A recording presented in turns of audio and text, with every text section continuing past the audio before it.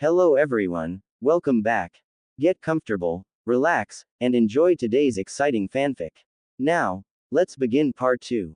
2 days have passed since Naruto and Jiraiya found Tsunade, and to Naruto it was fun. He bonded with Tsunade over the past 2 days and they were instantly like mother and son. She told him how to talk to women better with the help of Jiraiya and Shizune. He was able to talk to girls now without feeling awkward and even met a few that were his age while walking around the town. Of course he was a natural at charming women and Jiraiya even bribed him with a jutsu to help him score some women at the brothel house. The result of this was Tsunade beating Jiraiya within an inch of death once she found out. Another thing he found out was Tsunade had an extreme case of hemophobia. He came back to the hotel one day after training and asked Tsunade to heal some of his wounds and she froze at the sight of his blood. Shizune explained the reasons why she's afraid of blood due to the loss of her lover Dan and her little brother Nawaki. Naruto, being the lovable person that he is, came up with a plan to help Tsunade get over her fear of blood. Flashback. Naruto, what's on your mind? Shizune asked. Granny Tsunade's fear of blood. It's a weakness that can easily be exposed during a fight and I don't want that to happen to her.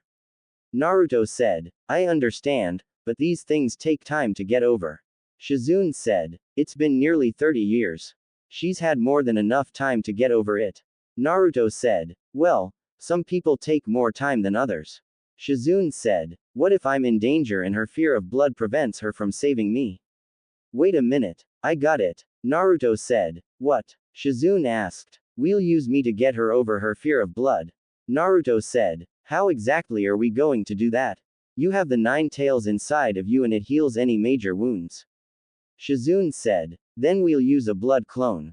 We can give it an injury that only she can heal and it will force her to get over her hemophobia. I doubt she'd want to lose her only family member left, so I'm positive she'll ignore the blood and save the clone. Naruto said, that's a brilliant idea. Do you know how to use the blood clone jutsu?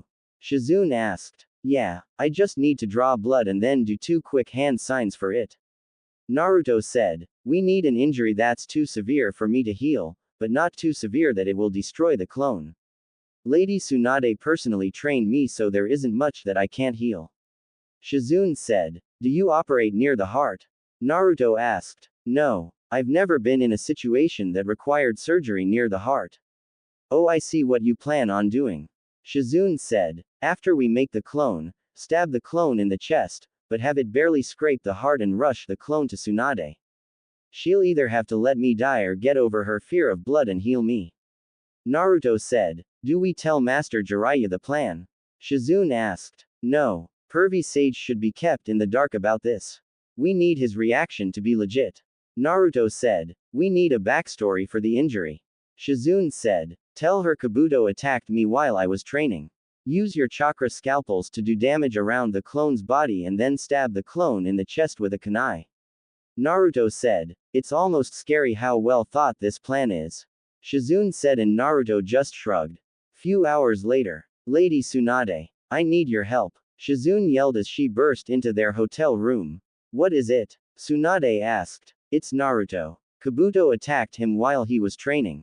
Shizune yelled and laid the clone on the bed. Then heal him. Tsunade said, I can't. I've never done anything near the heart. He was hit by chakra scalpels and then stabbed near the heart. He's bleeding everywhere. Shizune said, hey, what's with all the noise? Jiraiya asked as he came into the room. Kabuto attacked Naruto and I can't operate around the heart. Shizune said, what? Tsunade, you have to do something. Jiraiya said, I can't. Tsunade said frozen to where she was standing. Lady Tsunade, please. Shizune said, I can't. Tsunade said, damn it. Tsunade, get your over here and save my godson. Jiraiya said and Tsunade shook her head. It's okay, pervy sage. We all have to die sometime, right? The clone asked and coughed up blood. Damn it Tsunade. Get your over here. Jiraiya yelled. He's losing too much blood. He won't make it much longer. Shizune said trying her best and Jiraiya had enough so he dragged Tsunade over to Naruto's body. Look at this. I can't believe you're willing to let your godson die. You're a disgrace to the medical corps. Jiraiya said and stormed out of the room. Lady Tsunade, please help him. I thought you didn't want to lose any more family members. Shizune said. I can't. Tsunade said, and then the clone stopped breathing, so Shizune moved away from the body with blood on her hands. I hope you're happy. Shizune said and placed a blanket over the clone's body. End Naruto. Tsunade said and hoped it was a lie, but got no response. It's over, Lady Tsunade. I'll go tell Master Jiraiya what happened. Shizune said and left the room. Naruto, please wake up. Tsunade said. She didn't get an answer, so she hesitantly went over to the body, pulled the blanket back and checked for a pulse. It was faint, but still there, so she slowly got to work and had to catch herself from stopping. The pulse grew stronger after a while, and now the hard part came. She had to remove the kunai and be prepared for the blood to shoot out. She got herself together, and once the kunai was out, she was sprayed with blood, but didn't let that stop her. It took some time and a few close calls, but she finally healed him. That's when Tsunade heard the door open, revealing Shizune, Jiraiya and Naruto. Tsunade was confused as Naruto was just dying until she saved his life. Naruto. But how? You were just dying. Tsunade said. It was a blood clone, Lady Tsunade. Naruto wanted to help you get over your hemophobia, so me and him came up with this plan. Seems like it worked since you're covered in blood and you aren't freaking out. Shizune said, and then Tsunade realized she was actually covered in blood. Was Jiraiya in on it as well? Tsunade asked. I just found out right before we came in the room. Jiraiya said. By the look of it, Lady Tsunade, you aren't scared of blood anymore. You're covered in it and you aren't panicking. Shizune said, and then Tsunade realized that Shizune was telling the truth. Wait, so Kabuto didn't attack you? Tsunade asked. Nope. Him and Orochimaru are most likely hiding until you give them your answer. Now, it's time to train. Naruto said. Oh yeah, you still have to master the Rasengan. Jiraiya said. I've got a few clones working on that.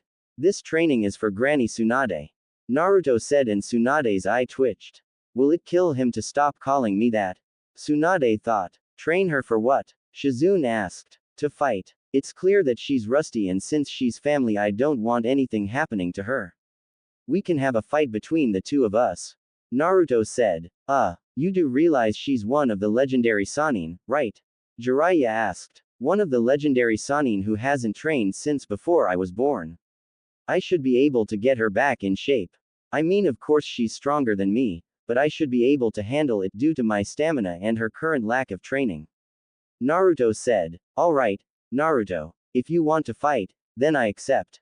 First, get out so I can get this blood off of me. Tsunade said. Yeah, Naruto. You're too young to see this. Jiraiya said and started to giggle perversely. Oh, but it's okay for you to have a picture of her with her basically popping out of her shirt all the time. What are you gonna do with the picture, pervy sage? Gonna rub one out later with it? Naruto asked. What picture? Tsunade said and glared at Jiraiya, who was sweating bullets. This one. Naruto said and took the picture from Jiraiya as he tried to get rid of it. Oh my. Shizune said as she looked at it. See, you're basically showing. This is what he showed me to track you down since I didn't know what you looked like. Naruto said. Shizune, take Naruto to the forest to prepare. Me and Jiraiya need to have a talk. Tsunade said sweetly and started to crack her knuckles. Yes ma'am. Shizune said and quickly left with Naruto. So, you were peeping on me again, huh? You remember what happened last time, don't you? Tsunade asked sweetly and Jiraiya quickly nodded. Please, have mercy. Jiraiya said. I'm all out of mercy. Tsunade yelled and Jiraiya could be heard screaming for miles. Flashback end. The result of Naruto training with Tsunade was him of course losing, but it was fun. Shizune decided to join in and use her medical knowledge to fight Tsunade since Kabuto was there as well. Jiraiya watched on, covered in lumps and bruises since Tsunade only gave him the bare minimum treatment to recover. Tsunade had to admit that Naruto was pretty good for his age and couldn't believe that he only got like this after a month of training. However, Tsunade surprised Jiraiya and Naruto when she used the famous wood style to restrain Naruto after he accidentally started to use the Nine Tails chakra during the fight and started going on a rampage. When Jiraiya asked about it, She simply told him that she's always been able to do it since she was a kid, and that was another reason she was around Hashirama so much. She was trained a bit to use wood style by Hashirama himself once he found out that she had it, but she kept it a secret. After the fight was over, Tsunade was feeling like her old self again since she was taking on Shizune, who could probably take on an Anbu member since she didn't slack off in her training over the years, and then Naruto, who was bordering low Jonin level right now. Add in the fact that they fought for over 10 hours non-stop and you could see Tsunade reverting back to her old self. Her water, lightning and earth chakra natures were a good test for Naruto's water, wind and fire chakra natures. Naruto accidentally disrupted her genjutsu during the fight and Tsunade was pissed. That's when things got difficult since she looked to be going for the kill shot. Naruto didn't understand, and neither did Jiraiya since she looked the same except with bags under eyes and one gray hair. Shizune was also confused since Tsunade told her she looked like a wrinkly old prune underneath her genjutsu, but she clearly didn't. After the spar was finished, they went back to the hotel, and when everyone was healed, they started to discuss the plan. So, pervy sage, Naruto said, and Jiraiya interrupted him. Stop calling me that, Jiraiya said, and Naruto just ignored him. After we deal with Kabuto and Orochimaru, what do we do after that? Naruto asked. We head back to the Leaf Village. Jiraiya said. Ah, come on. Can't we stay here for a few more days? Naruto asked. Nope. We need to get back to the village so Tsunade can take over as Hokage. Jiraiya said. Fine. Spoil sport. Naruto said and pouted, which made Shizune giggle. Ah, come on, pervy sage. Can't we stay a bit longer? Tsunade asked, and Jiraiya's eye started to twitch. No. Jiraiya said. Fine. I heard the next town was opening a brand new hot springs for women only. I guess we'll be missing that as well. Tsunade said and smirked as Jiraiya froze in place. Now for the final piece. Naruto thought and looked at Tsunade, who nodded. I heard they have a contest for one lucky guy to also share the hot springs with them. It's only for one day. Can you imagine the women there? All in wet. It's too bad we're headed straight to Konoha after this. Looks like that book of yours won't have any good scenes in it. Naruto said, and Jiraiya looked at them with blood coming from his nose. Well, I suppose we could stop for a day or two. There's no harm in that. I'm going to the bar. Jiraiya said and quickly left. He's gonna be so disappointed. Tsunade said. Why? I thought he was a pervert and would love this. Shizune said. It is a new hot spring for women only, but it's for elderly women with saggy skin and that touch their knees. Naruto said, and Shizune finally got it. Oh, I see. Then why do you want to stop at the next town? Shizune asked. Because Granny Tsunade is going to pay off her debts with the money she won at the gambling machines. Naruto said, and Tsunade sighed. Will you not call me that, please? Tsunade asked. Call you what, Granny Tsunade? Naruto asked, and she sighed again. Never mind. Listen, I'll start off attacking Kabuto, and once we get to an open space, the three of you are to appear. Both of you will take on Kabuto and I'll handle Orochimaru. Jiraiya probably won't be in any shape to fight tomorrow, or he will barely be healthy enough, so after you're done with Kabuto, help me out. I'm still a bit rusty. Tsunade said. Good. I want to get Orochimaru back for what he did to me in the Chunin exams. Naruto said. That's easier said than done. Shizune said. I know. Naruto said. Let's call it a day. Tsunade said. Next day. Well, what's your answer? Orochimaru asked. Hurry up. Lord Orochimaru doesn't have all day. Kabuto said. I'm not healing your arms. I'd rather kill you. Tsunade said, and Orochimaru chuckled. Kabuto, take care of this for me. Orochimaru said. Before Kabuto could move, they had to jump out of the way as Tsunade came crashing down on them with her leg high up in the air and then destroyed the ground where they were standing. Come on, Orochimaru. Tsunade said. It's amazing that after all these years of knowing each other, we've never actually met in combat. Orochimaru said. That's right. Tsunade said, running at them. Don't get your hopes up. You still have to go through me. Kabuto said. It'll be a pleasure killing you both right now. Tsunade said and destroyed the wall they were standing on, forcing them to jump away. She hasn't lost any of her strength. I won't go well for you if she ever connects. Orochimaru said. I can see that. It's too cramped here. I can't fight in this kind of area. Kabuto said. A change of scenery? Orochimaru asked. Yes. I think a change would be wise. Don't forget she still has her assistant and then Lord Jiraiya is here as well.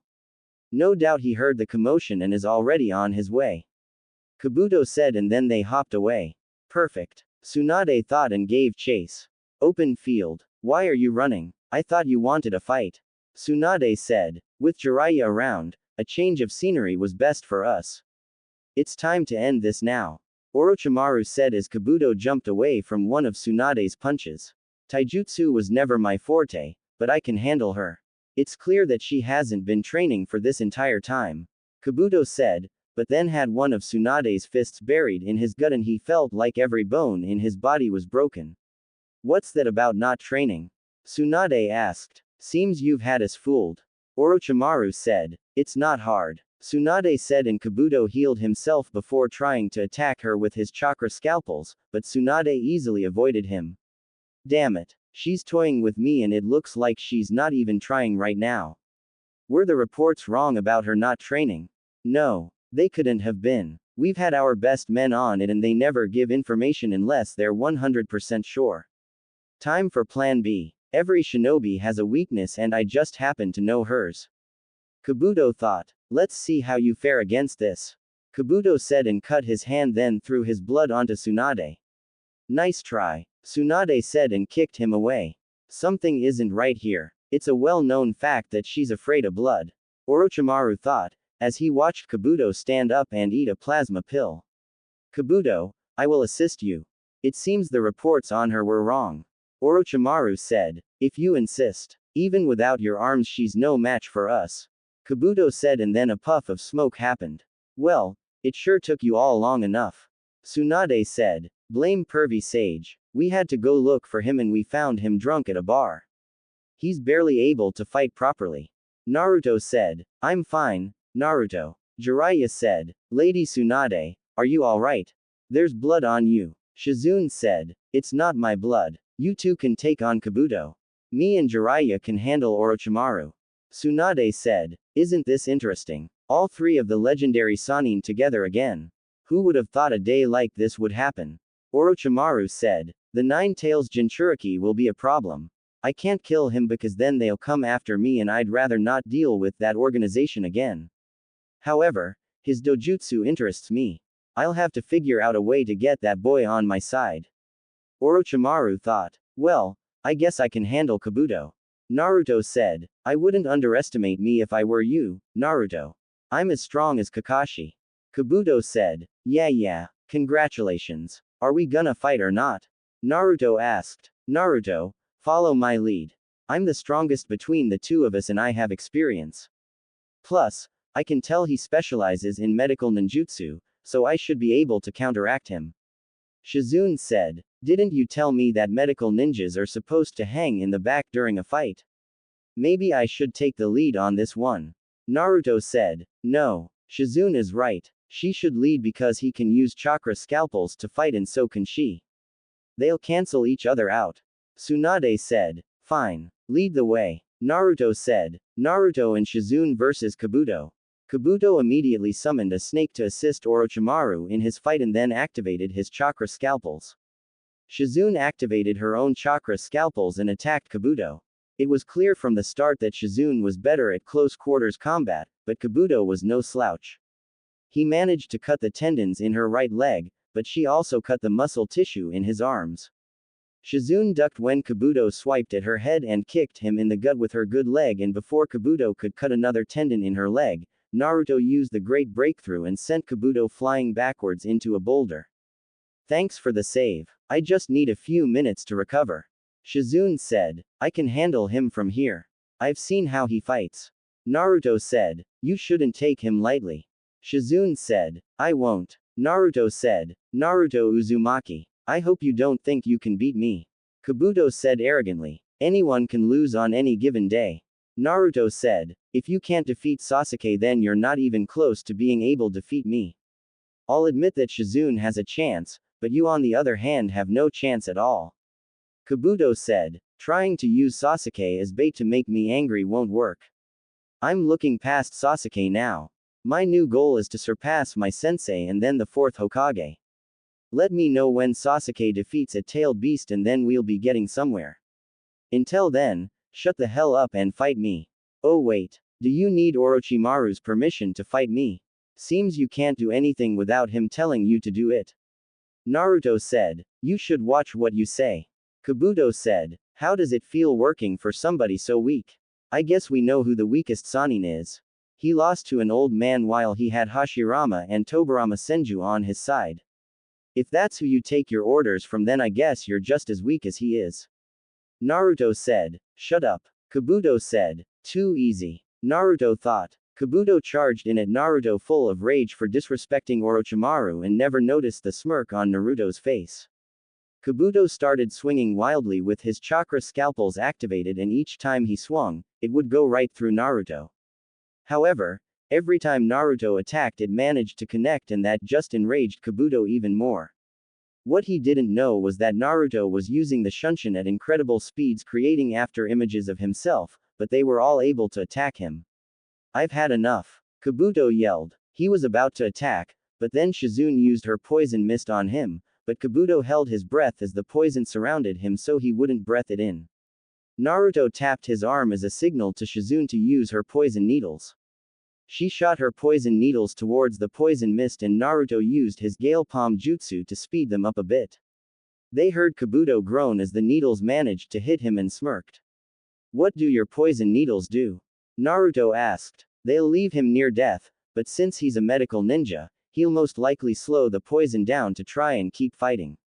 If he was smart, he would leave and try to find a cure, but since you've managed to enrage him, I don't think he'll do that. Shizune said, and the smoke cleared, revealing Kabuto with 3 needles in his arm. Damn it. I fell for a simple trick and now I'm poisoned. Kabuto thought. Summoning jutsu. Everyone looked over and saw Tsunade summon a giant slug. Orochimaru was about to ask for help, but Jiraiya came at him with some taijutsu and Orochimaru was able to dodge some of them, but not all of the attacks. He jumped back onto his snake summons and Jiraiya also went through hand signs. Summoning jutsu. What's up? Gamakichi asked. What the? Why are you here? Where the hell is your father? Jiraiya asked. Long time no see, huh? Gamakichi asked. Of course. Leave it to the world's greatest pervert to have performance issues during a big moment. Naruto said, and Shizune giggled. Well, Jiraiya. Still playing the fool, I see. You always were ridiculous, but this time you've outdone yourself. Orochimaru said. Summoning jutsu. What is it now? Gamabunta asked as Naruto summoned him. Pervy Sage is having performance issues and summoned Gamakichi. Naruto said. Leave it to the pervert to have performance issues during a big moment. Gamabunta said, and even Tsunade laughed at him. There's no respect. Jiraiya thought. I know it isn't the boss summons, but can you take out that giant snake for us? Pervy Sage decided to get drunk last night and now he can't properly use his chakra. Naruto said. It depends. Will there be more barrels of sake as payment for wasting my time on such a weak summons? Gamabunta asked. You'll have to wait until we get back to the village, but yeah, I can get you some. Naruto said. I knew I'd like you, kid. Gamakichi, head back home. Gamabunta said. Sure thing, pops. Gamakichi said and left. Kabuto. Summon Manda. Now. Orochimaru said. I'm on it. Kabuto said, and Orochimaru noticed he could barely stand. What happened to him? Orochimaru thought. Rasengan. Everyone looked at Naruto, who appeared in front of Kabuto and shoved a Rasengan into his gut, making him yell out in pain as the jutsu grinded into his stomach. Before Kabuto was launched away, he activated his chakra scalpel and cut Naruto's heart muscles. Kabuto was out cold and nearly dead, as was Naruto. Tsunade quickly rushed to his side and started to heal him before he could die. Orochimaru took this time to grab Kabuto and quickly left. Come on, Naruto. Stay with me, Tsunade said as she was healing him, and then a hand grabbed her necklace. I win, Granny Tsunade. Naruto said with a weak smile and passed out. Naruto. Tsunade said. Don't worry, Lady Tsunade. He's fine. Shizune said. Let's get him back to the hotel. Tsunade said. What about Orochimaru and Kabuto? Shizune asked. They're gone already. Jiraiya said. Konoha 3 days later. So, Granny Tsunade. What are you going to do now? Naruto asked as they were walking through the village under a henge so she wouldn't be recognized. Well, I have to meet with the village elders before I'm officially announced as Hokage and then I'm headed over to the hospital. Tsunade said. Why are you going there? Naruto asked. That Rock Lee kid you told me about is still in the hospital and I want to see if I can properly heal him while saving his ninja career. Plus Kakashi and your teammate Sasuke are in the hospital as well. Tsunade said. Oh yeah, I forgot about them. Why am I escorting you around the village? I thought the Hokage would have an assistant or Anbu with them. Naruto said. I can't spend some time with my godson. I've missed a lot over the past 13 years and I want to catch up. Now, Jiraiya tells me you're good friends with the daughter of the fourth Kazekage. Do you like her? Tsunade asked. No, me and Tamari are just friends. She needs a submissive boyfriend and I'm an Uzumaki, so being submissive isn't exactly in my blood. Naruto said. Did you forget that I'm part Uzumaki as well? I know all about how being submissive is the last thing we do. Tsunade said. I forgot about that. I guess the Senju last name throws me off. Naruto said. It's alright. Nowadays most people forget that I'm an Uzumaki. Tsunade said. So we're kind of related. Naruto said. I guess you could say that. Tsunade said as they reached the Hokage Tower. Did the Uzumaki have any kind of abilities other than the Hishigan? Naruto asked. Yes. Members of the Uzumaki clan naturally possess incredibly strong life forces. My grandmother, Mito Uzumaki, was born before Konoha was founded and yet, she lived long into the third Hokage's reign. Usually women stop having the ability to reproduce once they reach a certain age, but Uzumaki women can give birth well after that of normal women. Another trait of the Uzumaki clan was the ability to use their chakra to heal themselves or others. However, using that ability is dangerous if it's used too regularly. Tsunade said. Well, I can't use that ability since I have the Nine Tails chakra flowing inside of me. Naruto said and Tsunade nodded. That's right. Also, some Uzumaki have the ability to use what they called the adamantine chains. The chains were mostly common amongst the women of the clan for some reason. The Uzumaki clan also had a unique sensor ability as well as the ability to suppress their chakra signature so they're undetectable. Tsunade said. Is that how I'm able to sneak around so much? Naruto asked. Most likely. You have so much chakra that you stand out amongst everyone, but from what you've told me so far, if you're able to sneak around undetected then you must have that ability as well. Another thing is that Uzumaki members are well known for Fuinjutsu, which you clearly are good at from what I've seen you do. The distinct trait among the Uzumaki clan was their red hair. You however get your hair from your father. Tsunade said. Why don't you have black or red hair? Hashirama had black hair and since Mito was an Uzumaki she had to have red hair. Naruto said. That is something I still haven't figured out myself. I was raised by my grandmother and grandfather. My parents died when I was very young so I never met them. I do know my father was half Uzumaki and half Senju. I don't know about my mother. She must have had some strong dominant genes if I have blonde hair. Tsunade said. Maybe my father had strong genes as well since I'm blonde. Naruto said. He did. I'll tell you this, your father was one of the most powerful ninja to ever live. Some people would compare his strength to that of my grandfather and my grandfather was known as the god of shinobi. Your father never reached his prime before he died, so he was on his way to becoming the strongest ninja ever. Tsunade said. Wow. Do you think I'll be able to surpass him? Naruto asked. Who? Tsunade asked. My dad and the first Hokage. Naruto said and Tsunade smiled. Of course. Tsunade said. What happened to the Uzumaki clan? Why aren't there more of us around?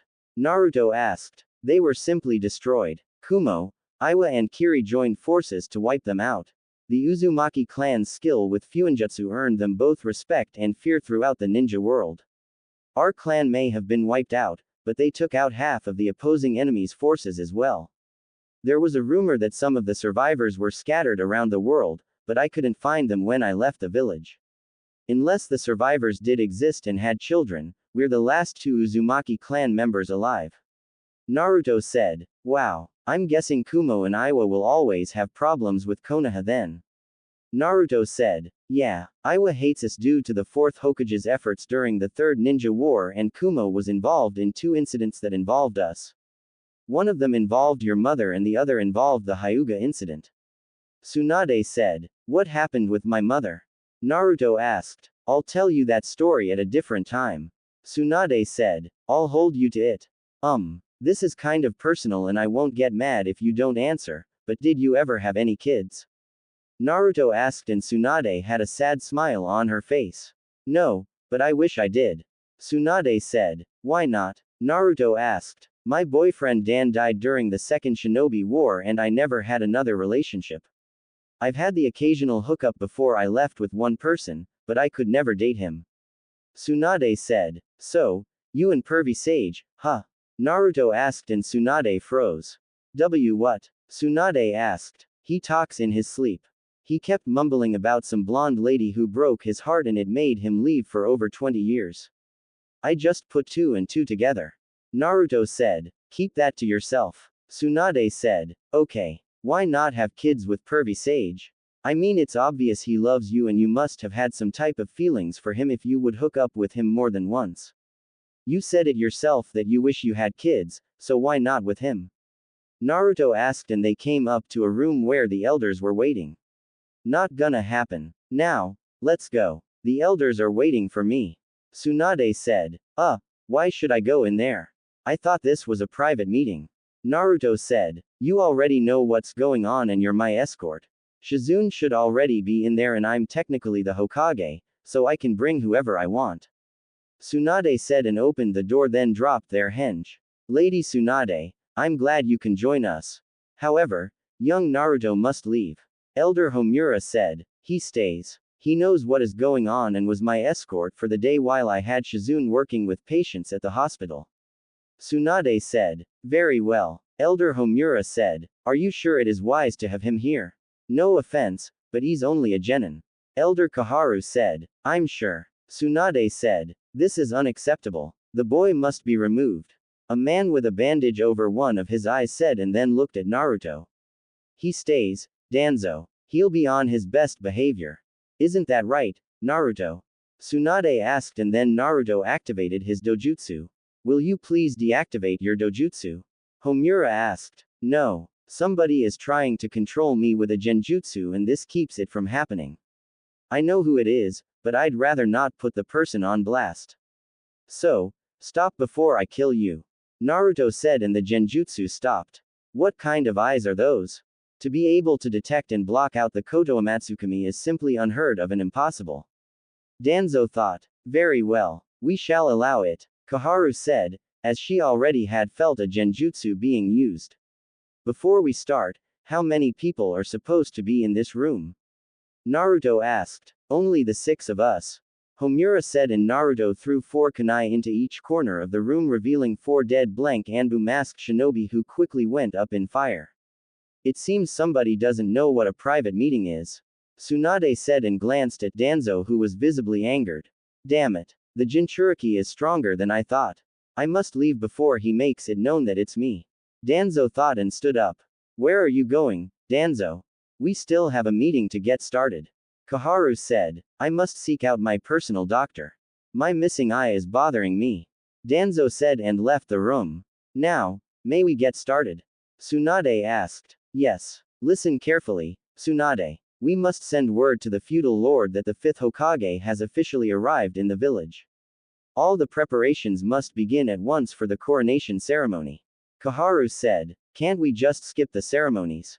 They're such a bore. Tsunade said. Tsunade. Kaharu said. Okay.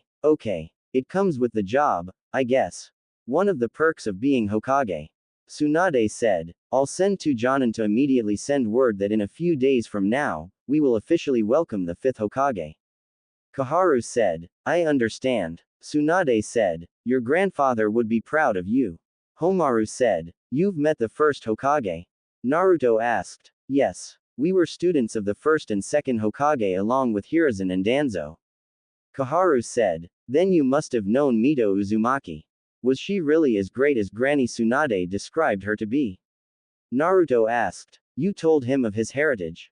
Homura asked. No. Jiraiya told him of his mother and her name.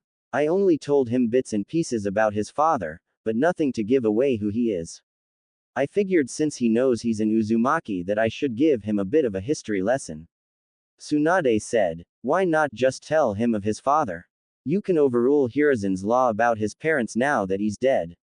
Koharu said, what law? Naruto asked. He placed a secret law backed by the civilian council that would prohibit anybody from adopting you and telling you of your lineage. Homura said, yes. Quite a bit of people wanted to adopt you and they had nothing but good intentions. I believe Makoto Uchiha, who was one of your mother's friends, wanted to adopt you. The Hyuga clan wanted to take you in as well since Hiashi Hyuga was good friends with your father. A few civilian families wanted to take you in as well since they were also close to your parents. Koharu said, yes. I believe a few kunoichi wanted to adopt you as well. Enko, but due to her history with Orochimaru, she was rejected and that was when you were about 8. Kurenai Yuhi also wanted to adopt you along with Yugao, Tuki Ikiraku and Sum Inazuka, who is the leader of the Inazuka clan. However, the civilians minus the Ichirakus were mysteriously found dead in their homes a few after they were rejected from adopting you. The same happened with some of the kunoichi who wanted to adopt you. They were poisoned, but we couldn't trace it back to anything. Homura said, Enko wanted to adopt me. She doesn't seem like the parent type.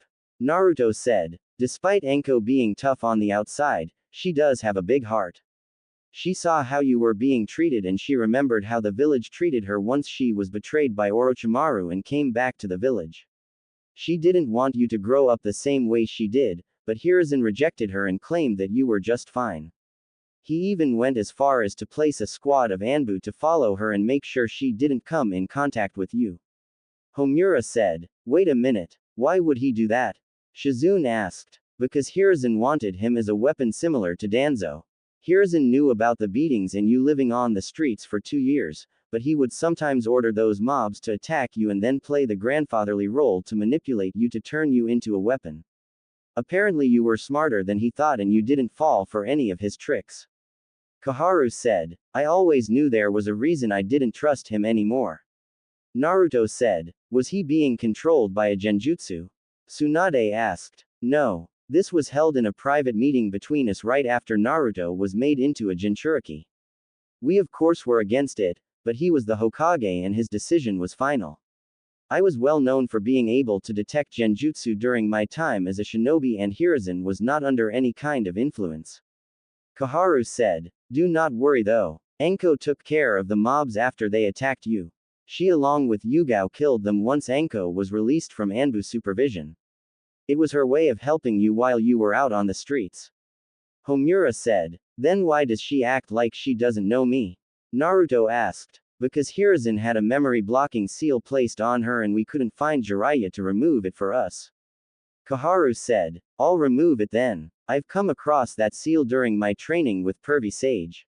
Naruto said, I'm sorry. With who? Homura asked. It's Jiraiya. That's what he calls him. Tsunade said, it's funny. Your mother called him the same thing. Koharu said, I guess great minds think alike. Naruto said, if you say so. Tsunade said, now, I believe you have some patients in the hospital that require your assistance. Is there anything you need before we leave, Lady Tsunade? Koharu asked. No. Tsunade said, I do. When can I get my Chunin vest? Naruto asked. I'm glad you said something. The feudal lord personally promoted you. While you were away he asked for details surrounding the Chunin exams and was very impressed with your involvement. Homura said, yes. Naruto said, now, it is with great honor that we promote Naruto Uzumaki to the rank of Chunin. Koharu said and gave him a Chunin vest. Congratulations, Naruto. Shizune said, that just means I'm one step closer to becoming Hokage. Naruto said, you're still a long way from that. Tsunade said, then you better keep that seat warm for me. Naruto said and took off his hoodie then put on his Chunin vest. We will send word immediately to the feudal lord. Koharu said and left with Homura. Well, looks like we're heading to the hospital. Naruto, you don't have to escort us. Tsunade said, alright. Naruto and vanished. Dengo shop. Anko. Seriously. Will you stop? Your date with Iruka will be just fine. Kurenai said. Yeah, that's easy for you to say. You've been with Asuma for over a year now. Enko said. She's right. You'll be fine. Yugao said. Hello, ladies. Naruto said as he appeared. Hi Naruto. Yugao said. Naruto, I see you're a chunin now. Kurenai said. Yup. Feudal Lord promoted me himself. I just got back from finding the 5th Hokage with Pervy Sage. Naruto said. Who's this 5th Hokage? Kurenai asked. My godmother. Naruto said. Hey, Iruka wouldn't have told you anything that he likes or dislikes, has he? Enko asked. No, that's not why I'm here. Naruto said. Then why are you here? Yugao asked. I wanted to thank the three of you for trying to adopt me when I was younger. Naruto said. You're welcome. How'd you find out? Kurenai asked. Homaru and Kaharu told me. Naruto said. Weren't they the ones who prohibited us from adopting you? Yugao asked. No, it was the 3rd Hokage. He wanted me as a weapon and prevented you and a few clans from adopting me. He even put a seal on Enko to make her forget about her trying to adopt me. Naruto said. Sorry, but I only met you during the Chunin exams, kid. Enko said. Because you have a seal on you. If I'm right, it should be a small seal behind one of your ears. Naruto said. Check behind my ear. If he's lying, then I'll castrate him with a rusty kunai. Enko said, glaring at Naruto, and Yugao checked behind her ears. Yeah, you do have a seal. It's behind your left ear. Yugao said. Then get rid of it. Enko said. I'm not good with seals. Yugao said. Me either. Kurenai said. Great. Only seal master we have is that pervert. Enko said. I can get rid of it.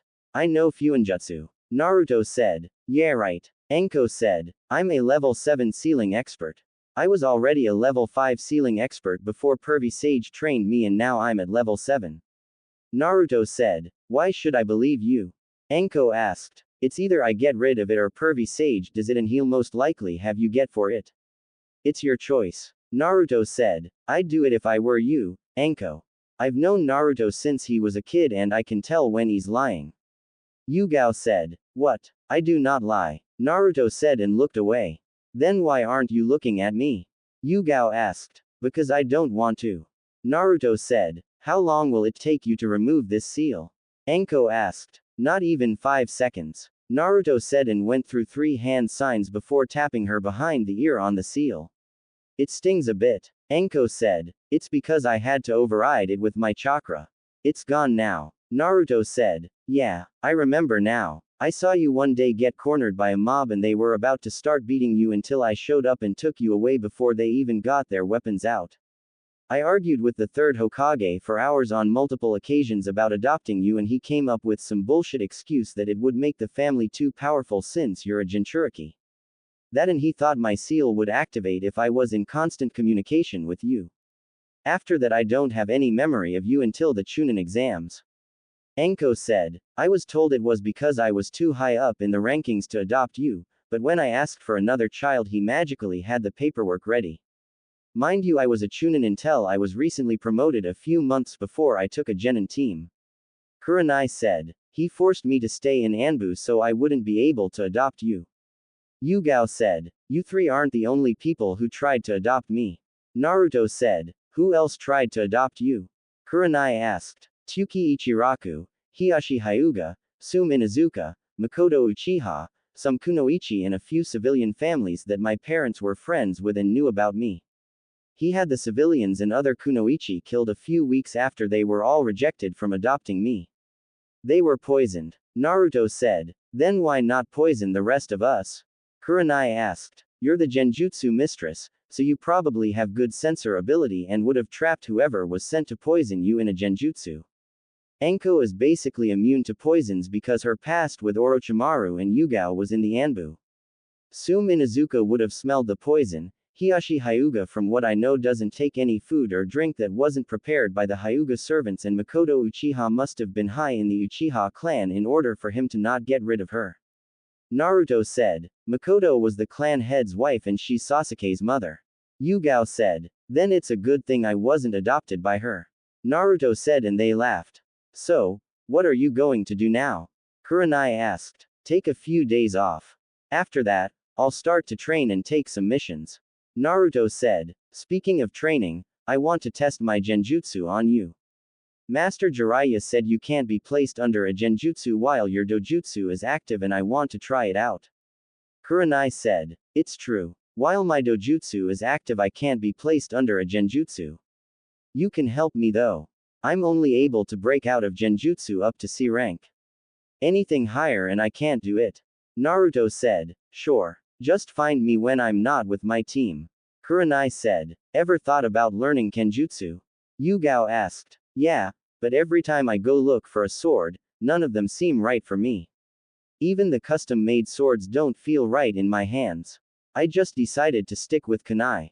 Naruto said. Do you know who your mom is? Yugao asked. Yeah, Kushina Uzumaki. Why? Naruto asked. Because after the Nine Tails attack, I found her sword and kept it so I could give it to you one day. Maybe I can teach you some kenjutsu moves. Yugao said. I'm more of a torturing type of person, so if you need any tips just stop by the T&I building or find me in the Forest of Death. Enko said. Okay. I'll see you all later. Naruto said and walked away. It's honestly surprising how much he looks like Lord Fourth and he hasn't figured it out yet.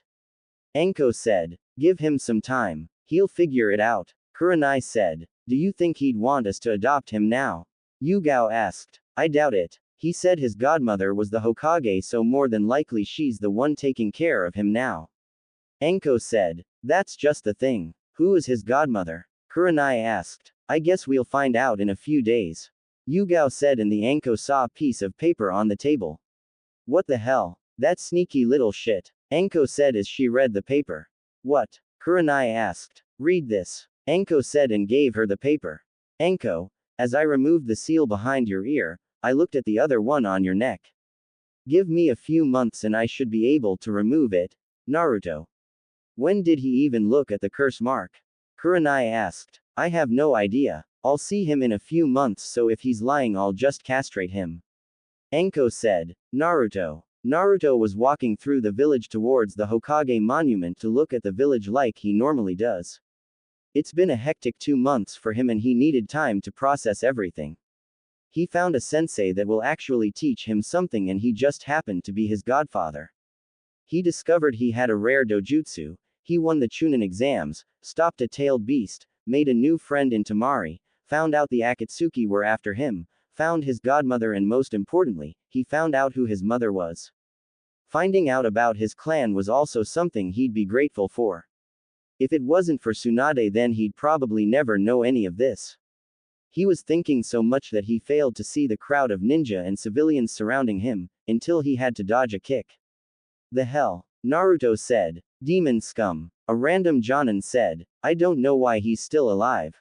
Another Jonin said. Let's do what we used to do when he was a kid. A civilian said. This time we'll make sure he dies. A Chunin said. You know, I think it's time for me to start fighting back. Years of torture and abuse, for what? Something I had no control over. People fear what they do not understand and it makes them act out. If you remove the 9 tails from me and I survive, what does that make me? Am I still the 9 tails or am I a human? What makes my life so invaluable compared to yours? Naruto asked. You're a demon. That's what. A civilian said. A demon, am I? The third Hokage is dead. Do you know what that means? Naruto asked. Do tell us, demon scum. A Jonin said. It means that I can fight back without any repercussions. It means I will no longer take the abuse I've suffered at the hands of you assholes. How would you like to meet the 9 tails personally? Naruto asked and lifted his shirt revealing his seal. This is the seal containing the 9 tails. I wonder what would happen if I were to break the seal. Actually I do know what would happen. I'll release the 9 tails and I have a pretty high chance at surviving the extraction process. Naruto said and everyone grew scared. No you can't. The 4th Hokage didn't want the 9 tails to destroy the village. A Jonin said. Then why would you all attack me growing up, knowing I contained the 9 tails? Naruto asked. We wanted to finish what the 4th Hokage started. His wishes will be met. A Chunin said. Wrong. His wishes were for me to be seen as a hero for keeping this village safe from the wrath of the 9 tails. You all spat on the wishes of the fourth Hokage.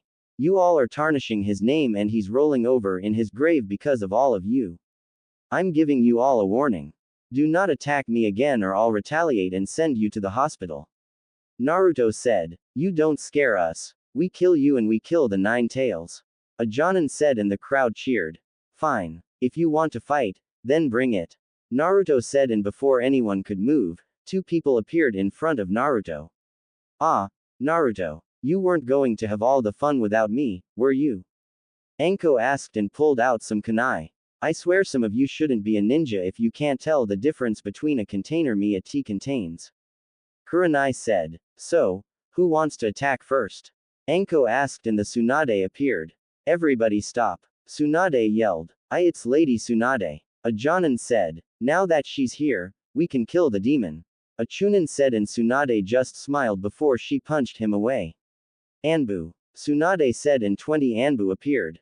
Yes, Lady Tsunade. A wolf-masked Anbu asked. Take all of these civilians and ninja to the T&I building. I want Anko and Ibiki to teach them a lesson. Oh, and every ninja in this crowd are hereby stripped of their shinobi license. Get them out of my sight. Tsunade said and the Anbu took the crowd away. Well, looks like I'm going to have some fun. Anko said and vanished. Lady Tsunade, why are you here? Kurenai asked. Naruto didn't tell you. Tsunade asked. Tell me what? Kurenai asked. Never mind. If he didn't tell you then you'll have to wait. Naruto, come with me. Tsunade said. Okay. Bye again, Kurenai. Naruto said and they vanished. Naruto and Tsunade, Hokage Tower. Were you really about to release the Nine Tails? Tsunade asked. No, I just wanted to scare them. Naruto said. Anyway, listen, since you're a Chunin now, once I'm Hokage I'm going to have to send you out on harder missions. Also, whenever I have to leave the village, you will be part of my escort. It will be me, you, Shizune and 2 Anbu of my choosing. Do you understand? Tsunade asked. Yes, but why me? Naruto asked. You want to be Hokage, right? Tsunade asked. Yes. Naruto said. Then think of this as early training for the position. You're still years away from becoming Hokage, but a head start won't hurt anybody. Tsunade said. I can live with that. Naruto said. Good. Now, Jiraiya had to leave the village to get updates from his spy network, but he left you some ninjutsu and fuinjutsu to work on. He also said to work on your taijutsu and genjutsu skills without your Hishigan activated. Tsunade said as tossed him a scroll. Do you know when he'll be back? Naruto asked. Maybe a few months. You can never know with him. Tsunade said. I guess you're right. Do you know if Asuma is in the village? Naruto asked. Yeah, he's either with his team now or just lounging around the village. Why? Tsunade asked. I need some tips on my wind manipulation. Naruto said. He's the best wind user in the village, so it's good to know that you're seeking him out. Have you started working on your ice keke genkai? Tsunade asked. No, I still can't combine my wind and water chakra natures yet. My wind control is still lacking and that's why I need to find Asuma. Naruto said. When you're ready, come see me. I know about combining chakra natures for a keke genkai, so I can help you out. Tsunade said. I'm getting hungry. Want to grab some ramen with me? Naruto asked. Sure. Along the way you can tell me about the genin in the village. Tsunade said. They left the Hokage Tower and headed towards Ichiraku's while just talking. Naruto asked her questions about her life and in return he told her more about his. Needless to say, Tsunade was not happy with how the village treated her godson throughout his life and almost went on a rampage. She was disappointed when Naruto told her about the current genin. The most disappointing was Sakura and Ino since they were basically fangirls. Civilians and ninja in the street were shocked that Tsunade was back in the village, but that all changed when they saw her walking with Naruto. Some glared at him and one was even bold enough to throw a brick at Naruto, which was easily avoided. Tsunade saw who did it and punched him so hard that he flew through at least 5 buildings before he finally hit the ground. They all got the hint. She was not going to be anything like the third Hokage who let them do what they wanted to him and that she was going to put her foot down. First things first, Tsunade wanted to do a thorough evaluation of the hospital and the ninja academy first. From what Naruto told her and Shizune reported back to her, both were horrible and needed a serious overhaul. Another thing is she was going to look over the civilian council files. If they were doing anything to hurt the village her grandfather built, then they are in for a rude awakening. All in all, Konoha was about to change for the better, and it would be a Senju would restore the village to its former glory. It's been a few weeks since Tsunade returned to the village and became Hokage. Needless to say, things were actually doing better since she was in charge. Members of the council who knew she would not be on their side, tried to convince the fire daimyo that she was not fit for the Hokage position. They used her debt as a reason why, but they were quickly shot down when they found out that she paid off all of her debt and didn't owe anybody anything. They brought up her alcohol problem and complained about her drinking on the job, but they were countered when Tsunade told the feudal Lord Hiruzen was always smoking on the job, and she knew for a fact that it wasn't cigarettes or tobacco he was smoking. All in all, the fire daimyo approved of Tsunade becoming Hokage, and she was crowned that very next day. She went through files thanks to Naruto telling her about the corruption and nearly destroyed the village when she found out how much the civilian council owed in taxes. Every civilian council member except for Mebuki Haruno were all forced to pay the money they owed and were kicked off of the council along with 2 years in jail. Tsunade also had Naruto show her the weak points in the village, and needless to say she was surprised that the village hasn't been invaded yet. She gave Naruto an A- rank mission that he could do whenever, and all he had to do was prank places with holes in the security until it's basically impossible for him to get through. Tsunade also discovered how terrible the Ninja Academy was and fired every teacher except for Iruka, who was the best teacher they had. She replaced all of the teachers with retired shinobi who wanted the job, and the spots were quickly filled. The new Ninja Academy was now a more practical academy that focused on test simulations and a more hands-on approach rather than the majority of the years being theoretical. The hospital was another big thing on her list. It was horrible, to be blunt. Every doctor had to demonstrate what they had to do, with Shizune being the one to make sure they were doing it right. She also got new medical supplies since the ones they had were outdated. The medicine was also being taken from the hospital, so Tsunade had a chunin watching the medicine room and report back to her at the end of each shift about who went in there and what they needed. Before the person could enter, they had to sign on a sheet of paper what they needed, how much they needed, and what the patient needed it for. Tsunade promised Naruto that she would fix the red light district since that was the only place he was really treated normally, but she told him that it would take time since she has other things to deal with. When asked what she had in mind, Tsunade told him that she would have to hire people to build new orphanages, a ninja school, and a hospital in the red light district.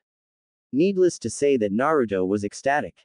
The landlord to his apartment building that hated him changed the locks on his apartment while he was out on a mission and missed rent, but it was illegal if a ninja was out on a mission to kick them out for late rent. Naruto decided to be petty and get back at the landlord for years of abuse he suffered. Naruto went straight to Tsunade and asked to buy his apartment complex since only him and the landlord lived there. The building was surprisingly cheap and well within Naruto's budget. Once the purchase was complete, Naruto went to the landlord and kicked him out of the apartment. The reasons listed were years of abuse, letting people steal his stuff, constantly changing his locks, failure to keep the building up to code, and smoking in a non-smoking building. Once the landlord refused, Naruto politely signaled for an Anbu to remove him from the property. Naruto spent the last few weeks having shadow clones fix the apartment, and he even expanded his apartment, adding an extra room, a bigger bathroom, and better appliances. After the building was finished, he gave rooms to homeless people in the red light district and even the women at the brothel houses. He didn't have them pay rent since they looked out for him as much as possible when he was living on the streets, and he wouldn't budge. All they had to worry about was their food and everything else. Naruto bought the homeless people their food, but they told him they'd pay him back as soon as they got back on their feet, but Naruto waved them off. Missions were a big problem for Tsunade, mainly the D-rank missions. She changed the rules up and the civilians were not happy.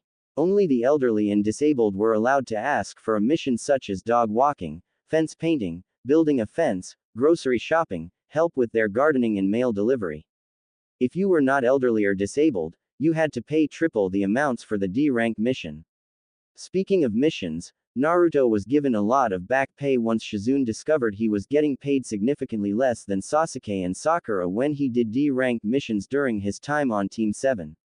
The Fire Daimyo was impressed that Tsunade managed to get all of that done in a few weeks and even asked if she would like his position, which she declined with zero hesitation. The Leaf Village was up on the rise and other villages sent spies to find out what was going on, but they were easily captured and sent back in a stasis scroll with a note saying not to do it again. Tsunade was also wary of Danzo since he hadn't been seen since the meeting she had with the elders, but she was prepared for anything. Naruto over the past few weeks trained a lot and even went on missions with other Chunin and sometimes Jonin. Of course none of them liked him due to his Jinchuriki status, but after he had to constantly save them on a mission, some of them changed their views about him. The only missions he was sent on were bandit camp eliminations and a parcel delivery to another village. He finally caught up with Asuma one time when they were assigned the same mission and Asuma gave him some tips on strengthening his wind chakra nature. Naruto was able to split a leaf easily, but Asuma told him to use his wind chakra to cut a rock in half and then try to cut a waterfall. The result of this was Naruto being able to cut a rock in half, but he was making slow progress on the waterfall part. He met with Yugao and Kurenai a few times when they were free and he honestly had fun. Kurenai did help him with his genjutsu and even tested her skills against him with his Hishigan activated and was honestly surprised none of her genjutsu worked on him. She really thought it was a joke since the Sharingan is able to fall under genjutsu, but it could easily counter it. She mistakenly told him that she tried to put Itachi Uchiha under a genjutsu and he just gave a blank look. He wanted to laugh at her, but then realized she could put him in an S-rank genjutsu, so he chose to laugh at her once he got home. Yugao also trained him a bit when she couldn't even gave him his mother's sword. It was a 24-inch katana with an all-red blade and a black and red hilt with the Uzumaki symbol on it. He struggled a bit with the sword, but Yugao told him that he just needed to get used to it first. She didn't teach him any jutsu since she wanted him to get used to the sword first. The results of the Chunin exams were also given out and Shikamaru was the only person to get promoted to Chunin. Right now he was walking through the hospital to see Sasuke. He didn't want to, but he kind of felt bad about him being in the hospital. "Hey, Sakura," Naruto said as he saw her about to enter Sasuke's room. "Naruto, where have you been?" Sakura asked. "I've been out in missions." Naruto said. "How's that possible? You weren't with us on our last mission. We honestly could have used the extra help. If you were there, Sasuke wouldn't be in the hospital." Sakura said. "I thought he was in here from when he ran into his brother." Naruto said. "No, he was released from that incident. He was hurt after we ran into a rogue ninja on our last mission. Sasuke won the fight after he kicked the guy off of the cliff, but he was badly injured." Sakura said. "I see," Naruto said, and they entered the room.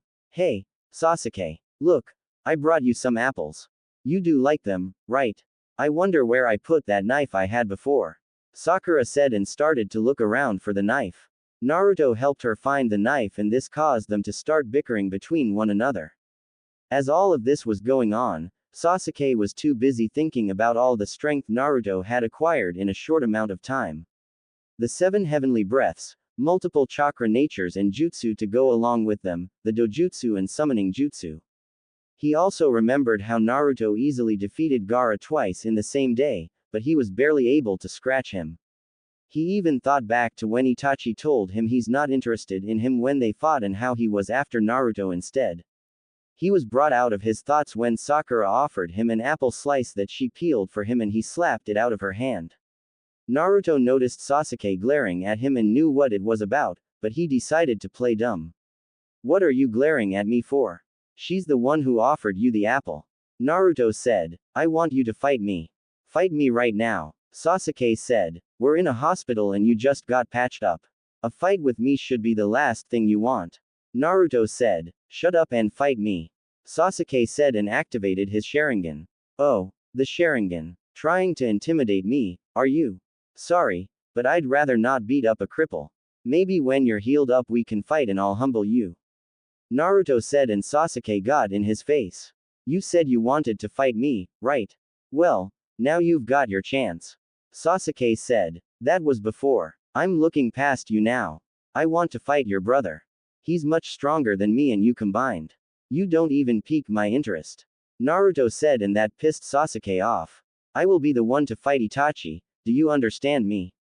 Fight me, Sasuke said. No, Naruto said and turned to leave, but Sasuke threw the knife at Naruto's head and it was easily caught. If you're in such a rush to get your kicked, then fine. Where are we gonna do this? Naruto asked. Follow me, Sasuke said. Rooftop. Last chance, Sasuke. You can still go back inside to avoid suffering humiliation. Naruto said. An idiot like you has no business acting all high and mighty.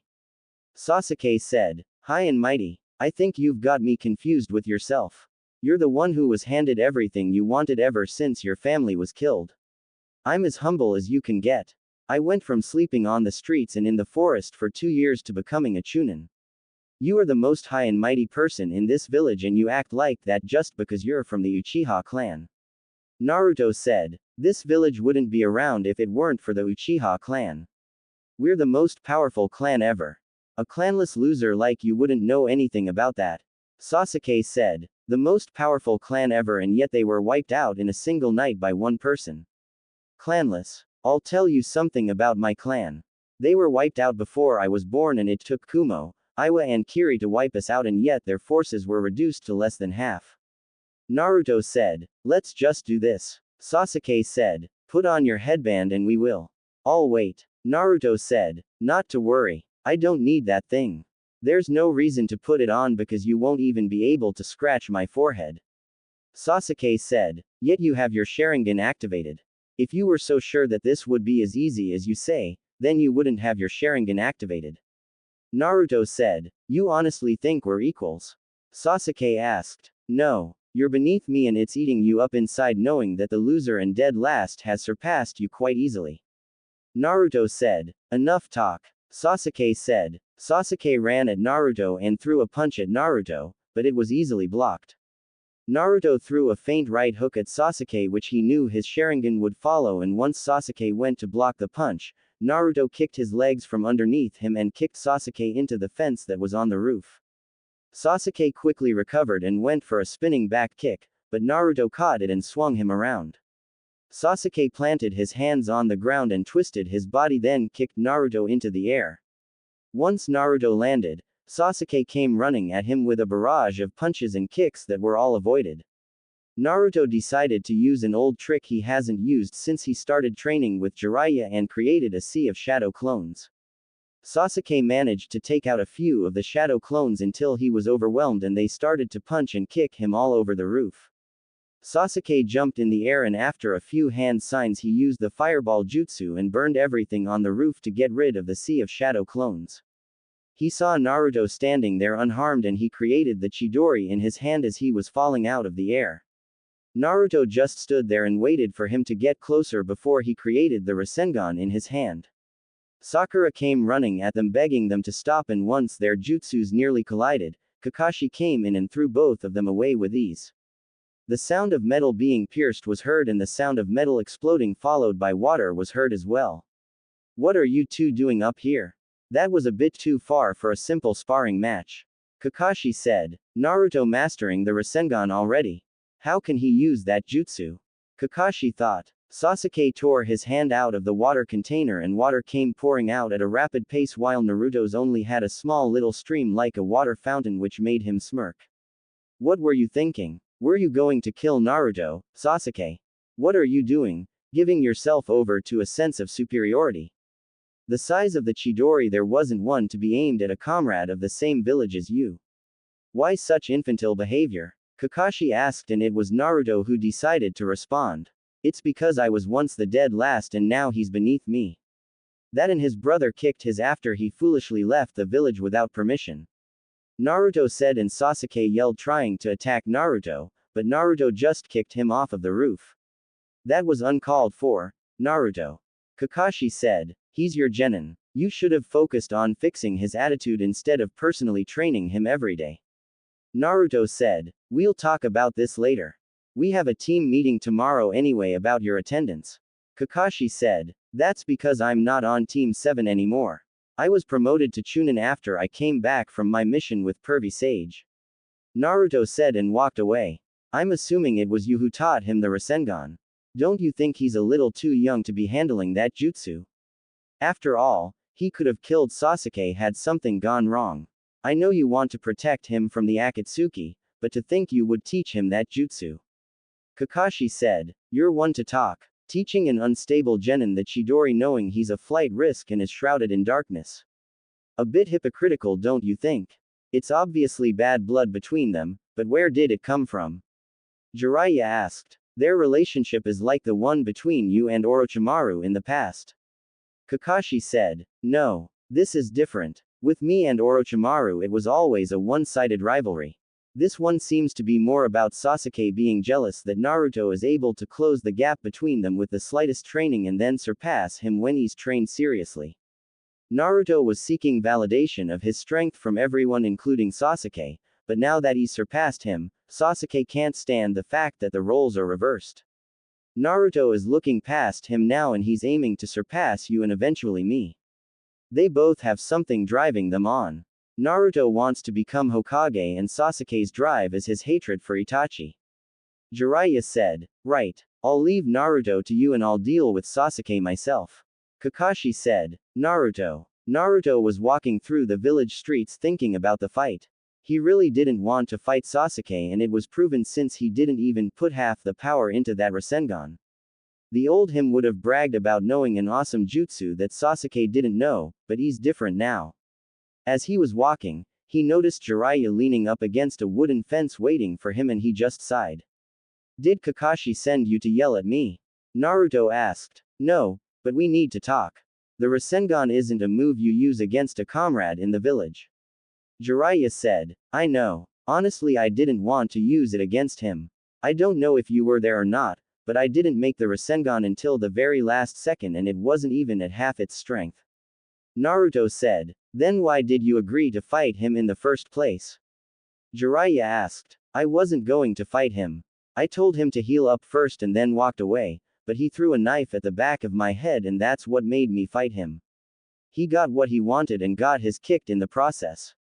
Naruto said, now that you've beaten him, what's next? Jiraiya asked. Honestly, it's like I told him. I'm aiming for bigger people to defeat. I mean the Akatsuki is after me and Orochimaru is still around. They're the ones I need to beat and not worry about some schoolyard rivalry. Naruto said, then that means you'll have to start training extra hard. Since you've got control over your wind and water chakra natures now, you should start working on your ice Kekkei Genkai. Jiraiya said, I still haven't cut the waterfall yet and I can't get to the waterfall without Granny Tsunade being around since the only waterfall in the village is on the Hokage training grounds. Naruto said, then you should have her take you there. Now that I think about it, since she can use the you-know-what, maybe you should ask her to help you with your Kekkei Genkai. Jiraiya said, she already said she'd help me with it, but I've been out on missions a lot so I haven't had time to try it out. Naruto said, I see. Well, I'll be out of the village for a few days, so use this time to train and rest up. I might bring you along on a mission with me when I get back, so you need to be prepared. Jiraiya said, you got it, pervy sage. Naruto said and vanished. Stop calling me that. Jiraiya yelled. Early morning, Hokage office. Now that Shikamaru is here, what did you need to see us for? Naruto asked. Sasuke Uchiha apparently slipped out of the village last night. I'm quite certain he's headed for the village in the sound. Tsunade said. He left. How is that possible? Shikamaru asked. It's not really shocking. I mean, look at him. He craves power by any means and if he likes the power from the curse mark Orochimaru gave him, why not go to him? He's been a flight risk since his clan died. Naruto said. Well, I have a mission for the two of you. This will be Shikamaru's first mission as a Chunin, but I'll put him in charge. Naruto, I know you've been on quite a few missions as a Chunin, but you already have more experience leading a team and I want to test him out. Your mission is to find Sasuke Uchiha and bring him back to the village before he crosses the border. Assemble the best team you can and head out immediately. This is an A-rank mission. I would usually send a squad of Jonin, but we lack village security still and most Jonin are out on a mission. Dismissed. Tsunade said. Outside. Who will our teammates be? Shikamaru asked. You're the captain. You decide. Naruto said. We need a tracker so Kiba and Akamaru are in. We'll need power, so I can grab Choji. You pretty much have all the other areas covered, but I have a feeling you'll be the one fighting Sasuke and we don't know how many or how powerful his traveling companions are. Shikamaru said. So you figured it out as well. Naruto said. Yeah. From what I can remember from the Chunin exams, the Sound Village was new and that means nobody knows where it's located. The only way he could get there is if he has somebody helping him get there. Shikamaru said. Good. I'm gonna go get 2 more people to help on this mission and I'll meet you at the gate in 5 minutes. Naruto said and vanished. Hyuga compound. Again. Hiyashi Hyuga said as he was watching Hinata and Neji spar. Lord Hiyashi, Naruto Uzumaki is here to see you. He says it is an emergency.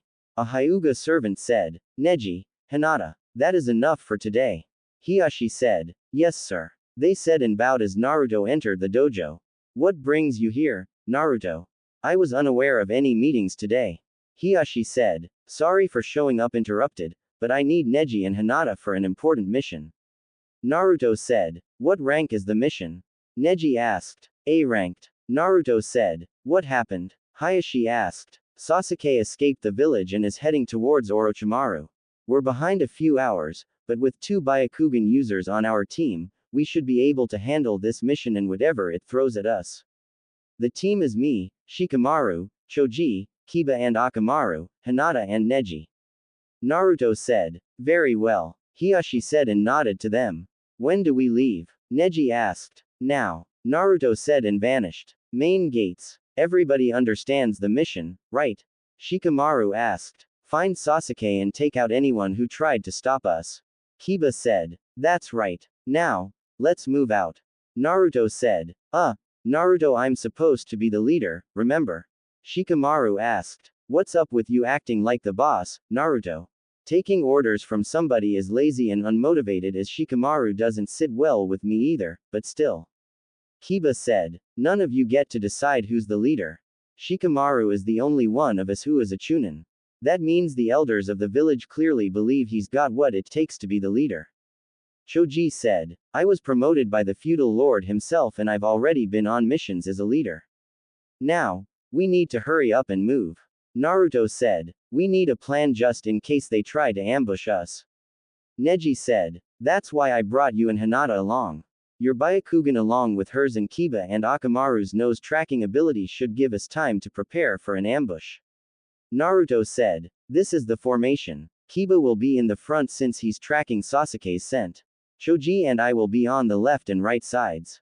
Naruto, you'll bring up the rear while Neji and Hinata are in the middle with their Byakugan active keeping an eye of any kind of ambush. Move out, Shikamaru said and they were about to leave when Sakura came running up to them. Wait, Naruto, please bring Sasuke back home. I tried to stop him last night, but it wasn't enough. Sakura said. That is the mission so I already have to do that. Naruto said. Let's go. Shikamaru said as they left. Few hours later, as the retrieval team were on their way to grab Sasuke, they were unaware that the group Sasuke was with had to stop to prep him for something, so they were surprised when they caught up to them quicker than they thought. Eventually they had to split off and fight the enemy as there were 4 of them. Choji broke off to fight a guy named Jirobu, who seemed to be the powerhouse of the group. Kiba and Akamaru stopped to fight Sakin.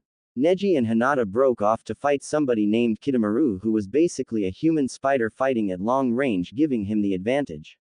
Now, Naruto and Shikamaru were standing face to face with the final member holding the barrel containing Sasuke.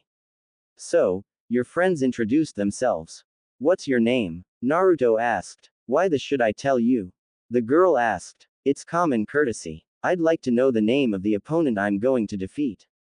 Naruto said. Please. You don't stand a chance against me, but I'll humor your. The name is Tayuya. Tayuya said. Tayuya is a fair-skinned girl with a slender build. She has brown eyes that are accentuated by her eyelashes extending into the corners of her eyes. Tayuya's most distinctive feature in Naruto's opinion was her long, untamed, red hair that fell past her shoulders with long parted bangs framing either side of her face and one between her eyes. Nice to meet you, I guess. Now, I'd hate to hit such a pretty girl like yourself, so would you kindly hand over that giant barrel and let us leave? Naruto asked. I'm not handing over shit. You Konoha tree aren't getting a damn thing from me. Tayuya said. I hope you have plan B. Shikamaru said. I do. We fight her, but you'll have to handle her on your own. Naruto said. What? Why? Shikamaru asked. Because there's another person coming and he's a lot stronger than her. Naruto said, and sure enough somebody else landed. What are you doing here, Kimimaro? Tayuya asked. Kimimaro has pale skin, vivid green eyes, angular facial features, 2 scarlet dots on his forehead and shoulder-length white hair, which he wore divided down the middle on his head with 2 separate partings on either side of his face. You were taking too long, Tayuya. What happened to the other 3? Kimimaro asked. Why'd you come here? Your body shouldn't be able to function right now. Tayuya said. I'm not moving with the flesh anymore. It's mental power. Kimimaro said. Now you're cheating death. Tayuya said. I understand a little now, that feeling of being information that has escaped from the prison of the flesh. The feeling of experiencing a taste of Lord Orochimaru's dream. This vessel is an important piece of his dream. It has the flesh that Lord Orochimaru truly desires, but you guys were a bit too late. Kimimaro said. Great. Another freak to deal with. I can tell he's not an ordinary opponent. Shikamaru thought. I really don't have time for this. Naruto said. He leapt at Kimimaro, aiming a punch at his face, but Tayuya appeared in front of him and tried to punch him in the face. Naruto caught her fist quite easily, which shocked her, and then he kneed her in the stomach, cracking a few ribs before throwing her into a nearby tree, making a loud noise when she fell through a couple of branches. Kimimaro grabbed the barrel and landed next to Tayuya as she stood up. The only reason I won't kill you right now is because you have a mission to complete, and my mission is to deliver that to Lord Orochimaru. Kimimaro said. Didn't you say it was too late for that? Tayuya asked. I told you that's the body Lord Orochimaru truly desires. Kimimaro said. The next vessel, huh? Tayuya asked. Exactly, and this is the only thing I can do at the present time. I leave those 2 pieces of garbage to you. Kimimaro said and left with the barrel. Damn it. People just love to make my missions harder than they need to be. Naruto said. Come on already. Tayuya said. Go ahead. I can handle her. Shikamaru said, and Naruto nodded, then vanished. He's fast. Tayuya thought and looked around for him. Don't worry. It's just the 2 of us now. Shikamaru said. You seem pretty confident that you can beat me. Don't need your boyfriend to fight your battles for you. After I'm done with you, I'll be going after him next. Tayuya said. You won't stand a chance against him. He didn't even try when he blocked your punch and kicked you away. I could tell you put quite the amount of power in that punch. Shikamaru said. What's his name? Tayuya asked. Naruto. Shikamaru said. He's right. Orochimaru told us about him, and to be careful. He was able to knock Kabuto out once and then nearly killed him. Tayuya thought. I'll be sure to leave his body next yours. Tayuya said and pulled out a flute. Naruto. I'm getting really tired of chasing after somebody I don't even like. Just leave the barrel and you can keep the rest of whatever health you have left. Naruto said as he landed in front of Kimimaro. You foolishly came alone. How do you want me to kill you? Kimimaro asked. I don't know. How about you fight me and see for yourself? Naruto asked. It's bad to underestimate your opponent.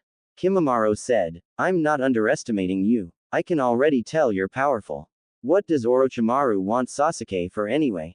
Naruto asked. Lord Orochimaru has already obtained his immortality jutsu. However, a long period of time is necessary to get every jutsu and obtain everything in the world. Just because he is immortal doesn't mean his flesh is being maintained forever. Before his body decays, a strong new flesh will be made into a vessel for his soul. Kimimaro said. So, he basically wants Sasuke for his body, is what you're telling me? Naruto said. Yes. That's right. Kimimaro said. The fact that I'm the only one who thinks something is wrong with this is weird. Naruto thought. I suppose it's time to get serious.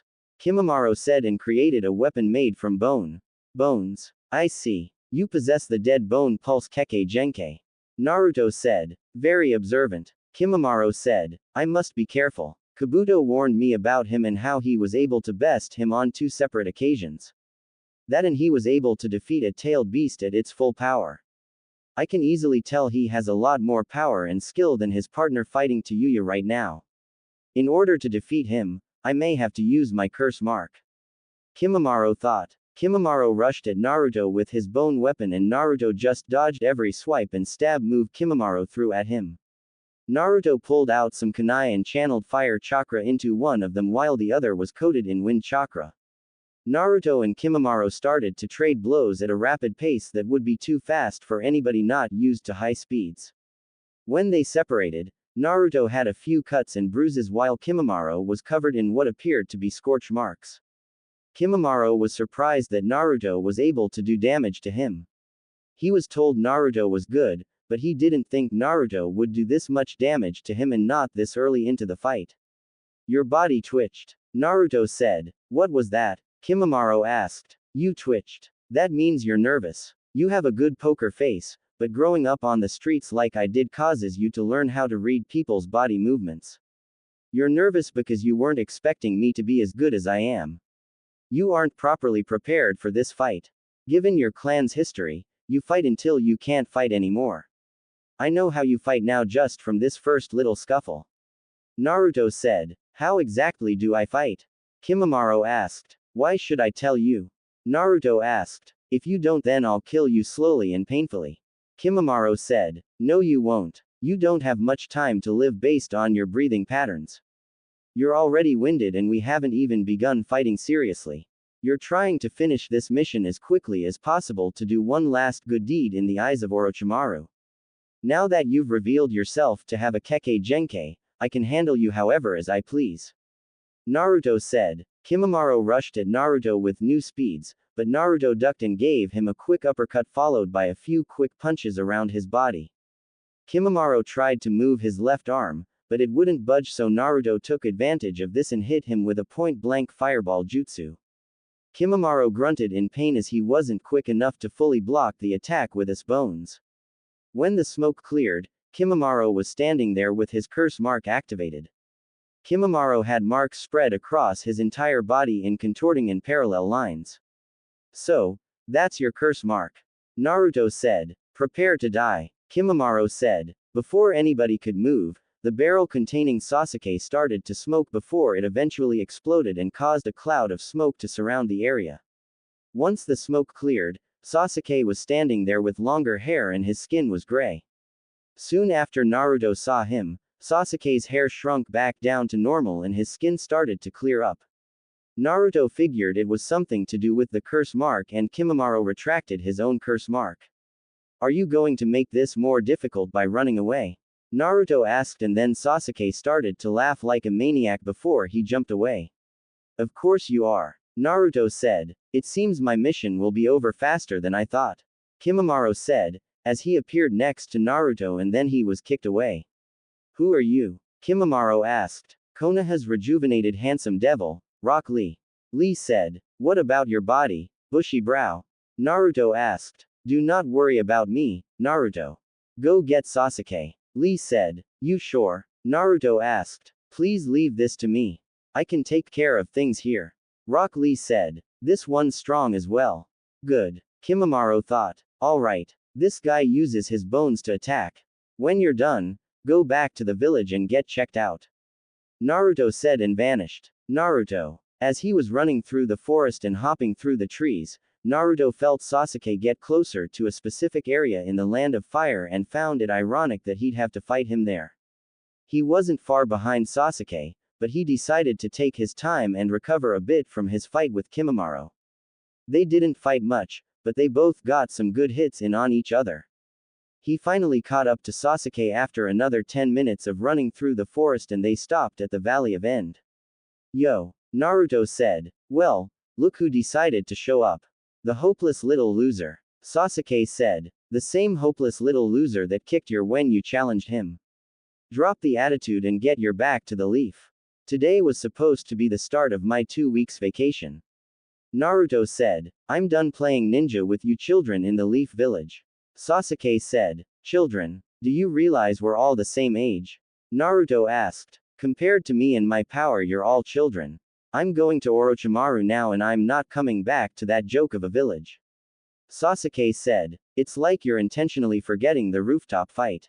Naruto said. That was a fluke. I'm glad you came here actually. Now we can settle things once and for all between us. It's time to put you in your place.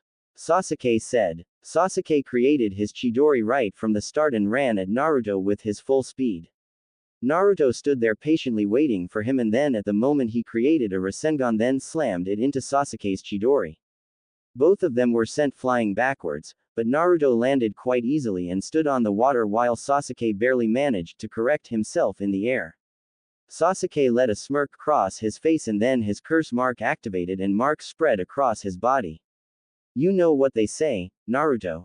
Top-class shinobi should be able to read each other's hearts simply by an exchange of fists. Even without saying anything. You've always been naive. Don't let this newfound strength stir you from reality that I'll always be better than you. Sasuke said and went through hand signs. Fire style. Phoenix flower jutsu. Sasuke spit multiple small fireballs at Naruto, who didn't even look worried since he could easily counter the jutsu. He decided to humor Sasuke and jumped into the air since he knew that's what Sasuke wanted. Naruto smirked when Sasuke appeared in front of him and threw a punch, but it was caught by Naruto. Sasuke didn't have time to recover because he was kicked in the back of the head by a shadow clone of Naruto that he didn't even notice was made. Naruto used the water dragon jutsu on Sasuke and he was sent crashing into the wall of the valley. Naruto threw kunai at Sasuke coated in wind chakra and they each stuck through his clothes, pinning him to the wall. Naruto appeared in front of Sasuke and just started raining down punches on him with no remorse. The punches were so fast that it forced Sasuke's Sharingan to mature and gain 3 tomo in each eye. Naruto activated his Hishigan just in case Sasuke tried to use a genjutsu on him. The punches kept coming and Sasuke was nearly out of it until his curse mark activated again. The amount of chakra released from the curse mark was enough to send Naruto flying back and help get Sasuke out of the wall. The smoke cleared and Sasuke was completely different from a few seconds ago. When Sasuke activated the second level of the curse seal, his skin turned dark gray and his hair grew then turned dark blue. His eyes also turned dark gray, but his Sharingan remained active.